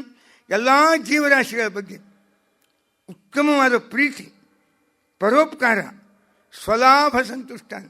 ಏನು ದೇವರು ನಮ್ಮ ಪರಿಶ್ರಮ, ನಮ್ಮ ಯೋಗ್ಯತೆಗೆ ಅನುಗುಣವಾಗಿ ದೇವರು ಕೊಟ್ಟಾನ, ಅದು ಆನಂದದಿಂದ ಇರ್ಬೇಕು ನೋಡಿ, ಭಾರಿ ಆನಂದದಿಂದ ಇರ್ಬೇಕು. ನಿರಹಂಕಾರಿಣ, ಏನು ಬಂದರೂ ಅಹಂಕಾರ ಬರಬಾರ್ದು. ಬಲಿರಾಜ ವಾಮನನಿಗೆ 3 ಪಾದ ಭೂಮಿ ದಾನ ಮಾಡಿದ. 3ನೇ ಪಾದ ಅವನ ತಲೆ ಮೇಲೆ ಕಾಲಿಟ್ಟು ದೇವರು ತುಳಿದ. ಬಲಿರಾಜನ ಹೆಂಡತಿ ಬಂದು ವಿಂಧ್ಯಾವಲಿ ಪರಮಾತ್ಮನ ಕೇಳಿದ್ಲು, ನಮ್ಮ ಮನೆಯವರಿಗೆ ಬಹಳ ದೊಡ್ಡ ಅನುಗ್ರಹ ಮಾಡಿದ್ವಿ, ಆದರೆ ಅವರೊಂದು ದೊಡ್ಡ ತಪ್ಪು ಮಾಡ್ಯಾರ, ಅದಕ್ಕೆ ನೀ ಕ್ಷಮಾ ಮಾಡು ಅಂದು. ಪರಮಾತ್ಮನ ಏನಿಲ್ಲ, 3 ಪಾದನ ಬೆಳಿದ್ದೆ, ಅವನು 3 ಪಾದ ಏನದ ಕೊಟ್ಬಿಟ್ಟ, ಅವನೇನು ಅಪರಾಧ ಮಾಡಿಲ್ಲವ, ದೊಡ್ಡ ಅಪರಾಧ ಮಾಡ್ಯಾರ ನಮ್ಮ ಮನೆಯವರು, ನನಗೆ ಅರ್ಥ ಆಯ್ತು, ದಯವಿಟ್ಟು ಕ್ಷಮಾ ಮಾಡು ಅನ್ಲಕ್ಕೆ ವಿಂಧ್ಯಾವಲಿ ಆಕೆ ಹೆಸರು. ಏನು ಮಾಡ್ಯಾನ, ಏನಿಲ್ಲ, ಇದು ನಿಂದೆ, ನಂದೇನು ಅಲ್ಲ ಅಂತ ಅನ್ಬೇಕಾಗಿತ್ತು ಅವರು. ನಾ ದಾನ ಕೊಡ್ತೀನಿ ನಿನಗೆ ಅಂದರೆ ಈ ಜಗತ್ತಿನ ಪೃಥ್ವಿ ಅಂತರಿಕ್ಷ ನಾ ಮಾಲಕ ಅಂತ ತಿಳ್ಕೊಂಡು ನಿನ್ನ ಭೂಮಿ ನಿನ್ನ ಒಡೆತನಕ್ಕೆ ಸೇರಿತ್ತು, ಅದನ್ನು ತನ್ನದು ತುಂಬು ಭಾವನಾ ಆ ಶಬ್ದ ಹಂಗೆ ಆಡಿದ. ನೀನು ದಾನ ಕೊಟ್ಟ, ಇದು ಅಹಂಕಾರ ಅಲ್ಲದೆ ಏನಿದೆ, ನಿನ್ನ ಪ್ರಾಪರ್ಟಿ ತನ್ನ ಪ್ರಾಪರ್ಟಿ ಅಂತ ತಿಳ್ಕೊಂಡೆ ನಮ್ಮ ಯಜಮಾನ ಬಲಿರಾಜ, ಅದನ್ನ ಕ್ಷಮ ಮಾಡು. ಇಷ್ಟು ಶಾಣಕ್ಕಿಲ್ಲ ಹೆಣ್ಮಗಳು. ಕೆಲವು ಗಂಡಸರು ಹಾಗೆ ಭೋಳ ಇರ್ತಾರೆ, ಹೆಣ್ಮಕ್ಳು ಶಾಣೆ ಇರ್ತಾರೆ. ಕೆಲವು ಏನಾದ್ರು ಹೆಣ್ಮಕ್ಳು ಭೋಳ ಇರ್ತಾರೆ, ಗಂಡಸರು ಶಾಣೆ ಇರ್ತಾರೆ. ಅದು ಸಂಸಾರ ಎಂಬುದು ಇಬ್ಬರು ಪರಸ್ಪರ ಪೂರಕ ಆಗ್ಬೇಕು. ಇವೆಲ್ಲ ಭಾಳ ಉದಾಹರಣೆ ಮಹಾಭಾರತದಾಗ. ಅದು ಗಾಂಧಾರಿ ಎಷ್ಟು ಪ್ರಾಮಾಣಿಕಿದ್ಲು ಅಷ್ಟೇ ಪಾತಾಳ ಯಂತ್ರಿ ಅಂತಾರೆ, ಅಷ್ಟೇ ಮಹಾ ಪ್ರಚಂಡ ಮೋಸಗಾರ ಧೃತರಾಷ್ಟ್ರ. ಹೊಂದಾಣಿಕೆ ಆಗೋದು ಕಡಿಮೆ ಒಮ್ಮೊಮ್ಮೆ. NS ಅಂತೇನೋ ಅಂತೈತಲ್ಲ, ಎಲ್ಲ NS ಸೇರು ಹಂಗೆ ಒಂದಕ್ಕೊಂದು ಹೊಂದಾಣಿಕೆ ಆಗೋದು ಕಡಿಮೆ ಕಷ್ಟ. ಮನಸ್ಸು ಇಬ್ಬರದು ಸಮಾನ ಆಗಿರ್ಬೇಕು, ಎಲ್ಲರ ಮನಸ್ಸು ಸಮತೋಲಿತಿರ್ಬೇಕು. ಇವೆರಡು ದೊಡ್ಡ ಮಾತು. ಅದಕ್ಕೆ ನಿರಹಂಕಾರಿಣ ಶಾಂತ, ನಮಸ್ತೆ ಸರಸ, ಇಂಥವನ್ನ ಕೂಡಿ ನಮಸ್ಕಾರ ಮಾಡ್ತೀನಿ. ನೀವೆಲ್ಲ ಚೆನ್ನಾಗಿದ್ದೀರಿ, ನಿಮ್ಮ ರಾಜ ನಿಮ್ಮ ಧರ್ಮಕ್ಕೆ ತೊಂದರೆ ಬರಲಾದಂತೆ ನೋಡ್ಕೊಳ್ತಾ ಇದ್ದಾನೆ ಅಂತೆಲ್ಲ ಕೇಳ. ಯತಸ್ತ್ವಮಾಗತೋ ದುರ್ಗಂ, ನಮ್ಮ ದ್ವಾರಕಾ ಸಮುದ್ರದ ಮಧ್ಯದೊಳಗದ, ಇಲ್ಲಿ ಬರುವುದೇ ಕಷ್ಟ. ಹೆಂಗೆ ಬಂದ್ರಿ?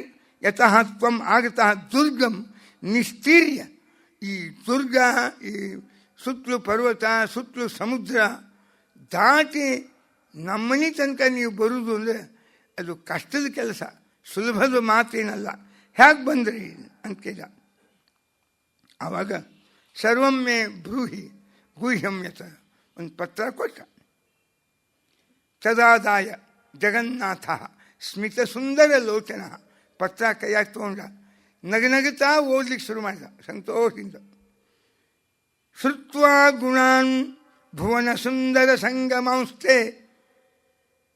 ಶ್ರುತ್ವಾ ಗುಣಾನ್, ಕನ್ಯಾ ವರನಲ್ಲಿ ಏನು ಬಯಸಬೇಕು ಮೊದಲು? ಗುಣ, ರೂಪ ಅಲ್ಲ, ಸಂಪತ್ತಿ ಅಲ್ಲ, ಅಧಿಕಾರ ಅಲ್ಲ, ಅವು ಮೂರೂ ಅಸ್ಥಿರ. ರೂಪ ಏನು ಭಾರಿ ಕ್ರಾಪ್ ಬಿಡ್ತಾನ, ಏನು ಚಂದ ಹಿಕ್ಕೊಂಡಿರ್ತಾನ, ಎಂಥೆಂಥ ಸ್ಟೈಲು ಮತ್ತು ಏನು ಅದ್ಭುತವಾದಂಥ ಸೌಂದರ್ಯ ಅಂತ ರೂಪಕ್ಕೆ ಮರಳಾದ್ರಿ 4 ವರ್ಷದಾಗೆ ಎಲ್ಲ ಕೂದಲು ಹೋಗ್ತಾವೆ. ಪೇಪರ್ನ ನಿಂತು ಅಡ್ವರ್ಟೈಸ್ಮೆಂಟ್ ನೋಡ್ಕೊಂಬೋದು. ಬಿಳಿ ಆದರೆ ಕರಿ ಬಣ್ಣ ಹಚ್ಚೋದು, ಹೋದರೆ ಅದಕ್ಕೆ ಮತ್ತೇನೋ ಅದಕ್ಕೆ ರಿಪ್ಲೇಸ್ ಮಾಡಿಸೋದು. ರೂಪ ಏನು ಕೂದಲು ರೂಪ. ಹಲ್ಲು ಅಂತೀರ 3-4 ಸತ್ತು ಬಂದು ಹೋಗ್ತಾವೆ. ಕಣ್ಣು ಅಂತೀರ 6 ಕಣ್ಣು, ಇದ್ದದ್ದು 2, ಅದಕ್ಕೆ ಹಚ್ಚಿದ್ದು 2, ಮೇಲೆ ಹಾಕ್ಕೊಂಬು 2, 6 ಕಣ್ಣು. ಅಲ್ಲಿ ರೂಪದ ಯಾವ ಅಂಶ ನಿತ್ಯವೇ. ಅದಕ್ಕೆ ರೂಪವನ್ನು ಬಯಸೋದು ಅದು ಅಶಾಶ್ವತ, ಅದನ್ನು ಬಯಸಲಿಲ್ಲ. ಅಧಿಕಾರ ಅವು ಯಾವಾಗ ಸಸ್ಪೆಂಡ್ ಆಗ್ತಾವೆ, ಯಾವಾಗ ನೌಕರಿ ಬಿಡ್ತಾವೆ ಹೇಳ್ಬೋದಲ್ಲ, ಅದು ಶಾಶ್ವತ ಅಲ್ಲ. ಅದರಿಂದ ಸಂಪತ್ತು ಅವು ಯಾವಾಗ ಏನಾಗ್ತಾವೆ ಹೇಳಿಕ್ಬೋದಿಲ್ಲ. ಆದರೆ ಯಾರು ಕಸೋತಾರೋ, ಏನು ಲೂಟಿ ಆಗ್ತಾವೋ ಏನು ಹೇಳಿಕೆ ಬರೋದಿಲ್ಲ. ಹಾಗೆ ಶಾಶ್ವತವಾದದ್ದು ಜಗತ್ತಿಗೆ ಹಿತ ಮಾಡುವುದು ಯಾವುದು ಅಂದರೆ ಗುಣ ಒಂದೇ. ಅದನ್ನು ಕನ್ಯಾ ವರ್ಣೊಳಗೆ ಬಯಸ್ಬೇಕು. ವರ್ಣಲ್ಲಿ ಕನ್ಯಾ ಬಯಸೋದೇನು, ಪರಿವಾರ ಬಯಸೋದೇನು, ಒಳ್ಳೆಯ ಗುಣ ಅವ ಇಲ್ಲೋ ಬಯಸ್ಬೇಕು. ಇವತ್ತು ಅದನ್ನ ಯಾರೂ ನೋಡಬಲ್ರು. ಒಮ್ಮೆ ಯಾರೂ ಒಂದು ವರ ಕೇಳಿದ್ರು. ನಾನು ಹೇಳಿದೆ, ಬೆಂಗಳೂರಾಗ ಉತ್ತಮ ವರ ಇದ್ದಾನೆ, ಒಳ್ಳೆ ಇಂಜಿನಿಯರು, ಸ್ವಲ್ಪ 1 ಲಕ್ಷ ರೂಪಾಯಿ ಪಗಾರ ಬರ್ತದೆ, ವಿಚಾರ ಮಾಡಬಹುದು ಅಂತ ಅನ್ನೋಣ. ಅವರು ಫೋನ್ ನಂಬರ್ ತೊಗೊಂಡು ಹೋದ್ರು. ಮುಂದಿನ ವಾರ ಮತ್ತೆ ಬಂದರು. ಆಚಾರ್ಯ ಒಂದು ದೊಡ್ಡ ಸಮಸ್ಯೆ ಬಂದದು. ಏನು, ನೀವೇನು ವರ ಹೇಳಿದ್ರಿ, ಅವ ಎಲ್ಲ ಚಲೋ ಅದ ಜನರಿಗೆ ಏನು ಉತ್ಸಾಹನೇನು ಏನಿಲ್ಲ. ಅವ್ರ ಅಣ್ಣ ಅಲ್ಲೆಲ್ಲೋ ಪಾಠ ಪ್ರವಚನ ಹಿಂಗೆಲ್ಲೋ ಸಂಜೆನಾಗ ಏನಿದು ಗೋಖಲೆ ಹಿಂಸಲ್ಲೆಲ್ಲ ಹೋಗ್ತಾನಂತ. ಆ ಹುಡುಗನ ಅಣ್ಣ ಇಂಥ ಆಧ್ಯಾತ್ಮಿಕ ಧಾರ್ಮಿಕ ಪಾಠ ಪ್ರವಚನ ಇದಕ್ಕೆಲ್ಲ ಹೋಗ್ತಾನಂತ. ಅದಕ್ಕೆ ಹೆಂಗೆ ಮಾಡೋಣ, ಕೊಡೋನೋ ಬೇಡ ಅಂತ. ಆ ಹುಡುಗನ ಅಣ್ಣ ಇಲ್ಲಿ ಪಾಠಕ್ಕೆ ಹೋಗ್ತಿದ್ರೆ ನಿಮ್ಮ ಹೊರಗೇನು ತೊಂದಿಲ್ಲ, ಕೊಡ್ಬೋದಲ್ಲ ಅಂತ. ಅಲ್ಲ ಅಂದರೆ ನಾಳೆ ಇದೇ ಪ್ರವೃತ್ತಿ ಈ ಹುಡುಗೂ ಬಂದು ಅವನು ಮತ್ತೆ ಎಲ್ಲರೂ ದೇವರು ಧರ್ಮ ಅನ್ಕೋತ ಮತ್ತೆ ಅವನು ಎಲ್ಲರೂ ಇಂಥಲ್ಲಿ ಹೋಗ್ಲಿಕ್ಕೆ ಅಂದರೆ ನಮ್ಮ ಹುಡುಗಿ ತ್ರಾಸಾಗ್ತದೆ. ಮನೆಯಾಗಿ ಪೂಜೆ ಪುನಸ್ಕಾರ ಅನ್ಕೋತ ಏನಾದ್ರು ಹೂಡಿದ ಅಂದರೆ ಒದ್ದಾಡಕ್ಕೆ ನಮ್ಮ ಹುಡುಗಿ. ಅದರಿಂದ ಆದಷ್ಟು ಈ ಗುಣ ಇರಬಾರ್ದು. ಸಂಜೆ ಇಬ್ಬರು ಕೂಡ ಹೋಗಿ ಅಲ್ಲೋ ಕಾಮತ ಗೀಮತ ಅಂತವ ಅಲ್ಲೆಲ್ಲ ತಿಂದು ಬರ್ಬೇಕು. ಇಬ್ಬರು ಕೂಡ ಬೇಕಂದ್ರೆ ತೀರ್ಥ ಕುಡಿದು ಬರ್ಬೇಕು. ಅದು ಏನೋ ಏನಿರ್ತಾವಲ್ಲ ಹಿಂಗೆ. ಏ ಯಥಾ ತತ್ರ ವರ್ತೇರನ್ ತಥಾ ತತ್ರ ವರ್ತೇಥಾ. ಎಲ್ಲರೂ ಅಲ್ಲಿ ಹೇಗೆ ಇರುತ್ತಾರೆ ಅವರಂತೆಯೇ ಅವ್ರ ಜೊತೆ ಒಂದಾಗಿ ಬಾಳಬೇಕು. ನೀವು ಮತ್ತು ಪ್ರತ್ಯೇಕವಾಗಿ ದೇವರು ಧರ್ಮ ಏನಾದ್ರು ಅಂದರೆ ಅದು ಭಾಳ ದೊಡ್ಡದು ಬಾಧಕ. ಇವು ಕನ್ಯಾಪಿತ ಓಪನ್ ಆಗಿ ಹೇಳಿದ್ರು ಅಂತಿಕೊಂಡೆ ಅವು ಮದುವೆ ಮಾಡ್ಕೊಂಡು ಬರ್ತಾವ, ಕುಡಿತಾವ, ಸೇರ್ತಾವ, ಇಲ್ಲ ಅವ್ಯವಹಾರ ವ್ಯಸನ. 2-3 ವರ್ಷಕ್ಕಿಂತ ಹೆಚ್ಚಿಗೆ ಉಳಿಯುವುದೇ ಇಲ್ಲ ಮದುವೆ. ಏನು ಡೈವರ್ಸು. ಬೆಂಗಳೂರಾಗ ಭಾಳ ಬೆಳೆದದ.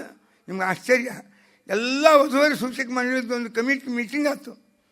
ನಮ್ಮ BNV ಸುಬ್ರಹ್ಮಣ್ಯ ಪಾಪ ರಗಡಿ ಸಮಾಪಟ್ಟು ಎಲ್ಲ ಏನು ಸಮಸ್ಯೆ ಅದ ಅಂತ. ನಮ್ಮಲ್ಲೆಲ್ಲ ಬರೀ ಸೆಕೆಂಡ್ ಹ್ಯಾಂಡ್ ಕನ್ಯಾ ಅವ ಅಂತಂದವ. ಅಲ್ಲ, ಕನ್ಯಾ ಸಂಖ್ಯಾನೇ ಕಡಿಮೆ ಆಗ್ಯದಂತಾರೆ, ನಿಮ್ಮ ಅಭಿಪ್ರಾಯ ಏನು ಅಂತ ಕೇಳಿದ್ರು ಮೊದಲು ಅವ್ರು ಮೀಟಿಂಗ್ನಾಗ. ಬ್ರಾಹ್ಮಣ ಸಮಯ ಯಾವುದೊಂದು ಸಮಯ ಹಾಗೇನಿಲ್ಲ, 80% ಏನು ಕನ್ಯಾ ಅವ, 60%ನಷ್ಟು ವರ ಅವ, 20% ಕಡಿಮೆ ಬೀಳ್ತದೆ ಅಂತ ಒಂದು ರಿಪೋರ್ಟ್ ಬಂದಿತ್ತು ಕನ್ಯಾದ್ದು ಅಂತ. ಅದಕ್ಕೆ ವಿಚಾರ ಮಾಡಿ ಇಲ್ಲ, ಕನ್ಯಾ ಸಂಖ್ಯೆ ಹೆಚ್ಚಾಗ್ಯದ, 80ಕ್ಕೆ ಹೋಗ್ಯದ. ಮತ್ತು ಹಂಗಾರೆ ಯಾಕೆ ಸಮಸ್ಯೆ ಕನ್ಯಾ ಸಮಸ್ಯೆ ಕಾಡ್ತದೆ ಅಂತ ಕೇಳ. ಹಿಂಗವ ಅವು ಎಷ್ಟು ಸೆಕೆಂಡ್ ಹ್ಯಾಂಡ್ ಅವ ಅಂತ. ಸೆಕೆಂಡ್ ಹ್ಯಾಂಡು ಅಂದ್ರೆ ಎಲ್ಲ ಡೈವರ್ಸ್ ಆದದ್ದೇ 80% ಕನ್ಯಾ. ಇದು ವಾಸ್ತವಿಕತೆ. ನೀವೆಲ್ಲ ನಿಮ್ಮ ಹೆಣ್ಮಕ್ಳು ಮದುವೆ ಮಾಡಿಬಿಡ್ತೀರಿ, ನೀವು ಇಷ್ಟು ತಿಂತಿದ್ದೀರಿ, ಹಿಂಗಾಗಿ ನಿಮಗೇನು ಇದ್ರ ಸಮಸ್ಯೆ ಭಾಳ ಬಿಸಿ ತಟ್ಟುವುದಿಲ್ಲ. ಆದರೆ ಏನಾದ್ರು ಸಮಾಜದ ಕಡೆ ಒಂಚೂರು ಗಮನ ಹರಿಸಿದ್ರಿ ಅಂದರೆ ಹಿಂಗೆ ಅದ ಸಮಸ್ಯೆ. ಜಗತ್ತಿಗೆ ರುಕ್ಮಿಣಿ ಕೊಡುವ ಸಂದೇಶ ಶ್ರುತ್ವಾ ಗುಣಾನ್ ಭುವನ ಸುಂದರ ಸಂಗಮೌಸ್ತೆ. ನೀ ಭುವನ ಸುಂದರ, ನಿನ್ನ ಗುಣ ಕೇಳಿ ಆಕರ್ಷಿತರಾಗಿದ್ದೇನೆ. ಹಾಗಾದರೆ ವರ್ಣಲ್ಲಿ ಅವನು ಒಳ್ಳೆಯವ, ಸಭ್ಯ, ಚಾರಿತ್ರ ಸಂಪನ್ನ, ನಿರ್ವ್ಯಸನಿ, ಪ್ರಾಮಾಣಿಕ, ದೈವಭಕ್ತ, ಆಸ್ತಿಕತೆ, ಪಾಪ ಭೀರು. ಈ ಗುಣ ಅವ ಇಲ್ಲೋ ನೋಡ್ಬೇಕು ಮೊದಲು. ಅದಕ್ಕೆ ರುಕ್ಮಿಣಿ ಶ್ರುತ್ವ ಗುಣಾನಂತ ರೂಪ, ಅಧಿಕಾರ, ಐಶ್ವರ್ಯ ಇವು ಯಾವ ಕೇಳಿ ನಾನು ನಿನ್ನ ಮದುವೆ ಆಗ್ಲಿಕ್ಕೆ ಅಂತ ಹೇಳಲಿಲ್ಲ. ಅವನು ನೋಡಬಾರ್ದು, ಗುಣ ನೋಡ್ರಿ. ಅವ ಸ್ನಾನ ಮಾಡ್ತಾನೆ ರೀ, ಅವನು ಸಂಧ್ಯಾವನ ಮಾಡ್ತಾನೆ, ಅವ್ನು ನಿತ್ಯ ಒಂದು ಎರಡು ಗುಡಿಗೆ ಹೋಗಿ ಗಂಟೆ ಬಡಿತಾನೆ. ಇವ್ನು ಹೆಂಗೆ ಕನ್ಯಾ ಕೊಡೋದು ಅಂತ ಸಮಸ್ಯೆ ಮಾಡ್ಕೋಬೇಕು. ಅವ್ನು ಗುಡಿಗೆ ಹೋಗಿ ಬಂದಂದ್ರೆ ಏನು ನಿಮ್ಮ ಕನ್ಯಾಗೆ ಏನು ತ್ರಾಸಾಗೋದಿಲ್ಲ. ಅದು ಸಮಾಜಕ್ಕೆ ವ್ಯಾಮೋಹ, ಲೌಕಿಕ ವ್ಯಾಮೋಹ. ಮನುಷ್ಯನ ಗುಣಗಳನ್ನು ಪ್ರೀತಿಸುವ ಗುಣವಂತಿಕೆ ನಮ್ಮಲ್ಲಿ ಕಡಿಮೆ ಆಗಿದೆ. ದೋಷವನ್ನು ಆಕರ್ಷಿಸುವ ಪ್ರೀತಿಸುವ ನಮ್ಮಲ್ಲಿ ದಡ್ಡತನ ಹೆಚ್ಚಾಗಿದೆ. ಅದಕ್ಕೆ ರುಕ್ಮಿಣಿ ಶ್ರುತ್ವ ಗುಣಾನ್ ಭುವನ ಸುಂದರ ಸಂಗಮಸ್ತೆ ನಿರ್ವಿಶ್ಯ ಕರ್ಣವಿವರೈ ಹರಿತೋಂಗ ಚಾಪಂ. ಕೃಷ್ಣ, ನೀ ಭುವನ ಸುಂದರ. ಸೌಂದರ್ಯ ವಸ್ತುನಿಷ್ಠ ಅಲ್ಲ, ವ್ಯಕ್ತಿನಿಷ್ಠ. ನಿಮ್ಮಲ್ಲಿ ನೋಡೋರು ನಿಮಗೆ ಆ ಸೌಂದರ್ಯದ ಅನುಭವ ಬರ್ತದೆ. ಅದಕ್ಕೆ ಗುಣದಿಂದ ಆ ವ್ಯಕ್ತಿಯ ಸೌಂದರ್ಯವನ್ನು ಕಲ್ಪನಾ ಮಾಡಬೇಕೇ ಹೊರತು ಆಕಾರದಿಂದ ವ್ಯಕ್ತಿಯ ಸೌಂದರ್ಯವನ್ನು ಕಲ್ಪನಾ ಮಾಡಬಾರ್ದು. ಯಾವನೋ ಹೇಳಿಕತ್ತಿದ್ದು ಮಣ್ಣೊಂದು ಬಾಟಿಗೆ, ಅವನು ಎಷ್ಟು ಚಂದ ಇದ್ದೀನಿ ರೀ ಮೊದಲು. ನಾನು ಸಿನಿಮಾದಾಗ ಕೆಲಸ ಮಾಡೋ ಮುಂದೆ ಈಗ ಕುಡಿದು 200 kg ಹೊಟ್ಟೆ ಅವನು ಅವನೋ ಮಂಡ್ಯದ ನಟ ಅಂತ ಅವೇನೂ ಬರಲಿಲ್ಲ. ಸುಳ್ಳು ಯಾವ ಮಂಡಿ ಅವು ಕುಳಿತಾವ, ಸೇರ್ತಾವ, ಅಕರಾಳ ವಿಕರಾಳ. ಅವೇನು ಹಿಡಿಂಬ ಬಕಾಸುರ ಅಂತಿದ್ರು, ಆ ರೂಪ ಧಾರಣ ಮಾಡಿರ್ತಾವ. ಯಾಕೆ? ಗುಣವಂತಿಕೆ ಇಲ್ಲ, ಹಣವಂತಿಕೆ ಅದ. ಹಣ ತರುವುದು ಇವು 3 ಗುಣ. ಹಣದಿಂದ ಬರೋ ಗುಣ 3, ಅದು ಗುಣವಂತಿಕೆಯಿಂದ ಬರುವುದು ಶಾಶ್ವತ ಗುಣ. ನಾವೆಲ್ಲರೂ ಕನ್ಯಾ ಕೊಡುವವರಾಗಲಿ ಈ ಗುಣವಂತಿಕೆಯನ್ನು ಪ್ರೀತಿಸುವ ಪ್ರಜ್ಞಾ ಇರಬೇಕು. ವರಗಳಿಗೂ ಅಷ್ಟೇ. ಶ್ರೀಮಂತ ಭಾಳ ಇದ್ದಾರೆ ಅಂತ ಕನ್ಯಾ ಮಾಡ್ಕೋತೀರಿ, ಅವ್ರು ನಿಮ್ಮ ತಲೆ ಮೇಲೆ ಮೆಣಸು ಹರಿತಾರೆ. ಅಲ್ಲ, ಗುಣ. ಹಣ ಕಡಿಮೆ ಇದ್ದರೂ ಗುಣ ಇರಬೇಕು. ಇಂಥ ಕನ್ಯಾನೇ ಆರಿಸ್ರಿ. ಗುಣ ಇರ್ತಕ್ಕಂಥ ವರ್ಣನ್ನೇ ಕನ್ಯಾ ಆಯ್ಕೆ ಮಾಡ್ಕೋಬೇಕು. ಜೀವನ ಸುಗಮವಾಗಿ ಸಾಗಬೇಕು ಅಂದರೆ ಈ ಟ್ರ್ಯಾಜಿಡಿ ಆಗುವಂಥ ಸನ್ನಿವೇಶ ನಿರ್ಮಾಣ ಆಗಬಾರ್ದು ಅಂದರೆ ಅದನ್ನ ಹೇಳ್ತಾರೆ ರುಕ್ಮಿಣಿ. ತಾತ್ವಾಂ ಗುಂದಮಹತಿ ಗುಣಶೀಲ ರೂಪ ವಿದ್ಯಾವಯೋದ್ರವಿಣಧಾಮ ವಿರಾತ್ಮತುಲ್ಯಂ ವ್ರೀಡಾವತಿ ಕುಲವತಿ ನವರ್ಣೀತ ಕನ್ಯಾ ಕಾಲೋ ನೃಸಿಂಹಂ ನರಲೋಕ ಮನೋಭಿರಾಮಂ ಎಲ್ಲ ವರ್ಣ ಮಾಡಿದ್ಲು. ಕೃಷ್ಣ, ನಿನಗೆ ಅನಿಸಿರ್ಬೋದು ನಮ್ಮ ಮನೆಯೊಳಗೆ ನಮ್ಮ ತಂದೆ ಪರಾಧೀನ, ಅಣ್ತಮ್ಮನ್ನೆಲ್ಲ ಶಿಶುಪಾಲನೆಗೆ ಕೊಡಬೇಕು ಅಂತ ವ್ಯವಸ್ಥೆ ಮಾಡ್ಯಾರ. ತತ್ರ ಸಾಲ್ವ, ಜರಾಸಂಧ, ದಂತವಕ್ರ, ವಿದೂರಥ, ಶಿಶುಪಾಲ ಎಲ್ಲ ಬಂದಾರ. ನಾಳೆ ಬೆಳಿಗ್ಗೆ ಮಧ್ಯಾಹ್ನಕ್ಕೆ ಮದುವೆ, ಅಷ್ಟರಾಗೆ ಬಂದು ನೀನು ನನ್ನ ಕರ್ಕೊಂಡು ಹೋಗ್ಬೇಕು. ಒಂದು ಭಾರಿ ಭಟರು, ನೀನು ಬರಲಿಕ್ಕೆ ಆಗೋದಿಲ್ಲ. ನಾನು ಉಪಾಯ ಹೇಳ್ತೀನಿ. ಪೂರ್ವೇಜ್ಯರಸ್ತಿ ಮಹತಿ ಕುಲದೇವಿ ಯಾತ್ರ. ಹಿಂದಿನ ದಿವಸ ನಮ್ಮ ಕುಲದೇವಿ ಯಾತ್ರ ಅದ. ಶಿವ ಪಾರ್ವತಿ ಪೂಜಾ ಮಾಡ್ಬೇಕು ಮದುವೆಗಿಂತ ಮೊದಲು. ಜೀವನದಾಗ ಗೃಹಸ್ಥ ಜೀವನದ ಇಡೀ ಜಗತ್ತಿಗೆ ಆದರ್ಶ ಮೂರ್ತಿ ಅಂದರೆ ಶಿವ ಪಾರ್ವತಿ. ಅದಕ್ಕೆ ಭಾಗವತ ಹೇಳ್ತದೆ ಏನು, ದಾಂಪತ್ಯಾರ್ಥಂ ಉಮಾಂ ಸತಿಂ. ದಾಂಪತ್ಯ ಜೀವನ ಚೆನ್ನಾಗಿರ್ಬೇಕು ಅಂದ್ರೆ ಪಾರ್ವತಿ ಪೂಜೆ ಮಾಡಬೇಕು ಅಂತ ದ್ವಿತೀಯ ಸ್ಕಂದ ಭಾಗವತ. ಅದಕ್ಕೆ ಆ ಶಿವ ಪಾರ್ವತಿ ದೇವಸ್ಥಾನಕ್ಕೆ ಹೋಗ್ತಿರ್ತೀನಿ, ಸುತ್ತಮುತ್ತಲು ಭಟರು, ಅಲ್ಲಿ ನೀ ಬಾ ನಾನು ಕರ್ಕೊಂಡು ಹೋಗು ಅಂತ ಎಲ್ಲ ಉಪಾಯಗಳನ್ನು 9 ಶ್ಲೋಕದಾಗ ಬರೆದು ಶ್ರವಣ, ಕೀರ್ತನ, ಸ್ಮರಣ ಇವೇನು 9 ಭಕ್ತಿಯ ಲಕ್ಷಣವ ಒಂದೊಂದು ಶ್ಲೋಕದಾಗ ಶ್ರವಣಂ ಕೀರ್ತನಂ ವಿಷ್ಣು ಇದು ಹಂಗಾಗಿ ಶ್ರುತ್ವ ಗುಣಾನ್ ಅದು ಶ್ರವಣ ಭಕ್ತಿ. ನವವಿಧ ಭಕ್ತಿಯನ್ನು ರುಕ್ಮಿಣಿ ಕೃಷ್ಣನಲ್ಲಿ ತೋಡಿಕೊಂಡು ಅವನು ಹೆಂಗೆ ಪಡೀತಾಳ ನಾಳೆ ಸತ್ಯಭಾಮ ಇನ್ನುಳಿದ ವಿವಾಹವನ್ನು ತಿಳಿಲಿಕ್ಕೆ ಪ್ರಯತ್ನ.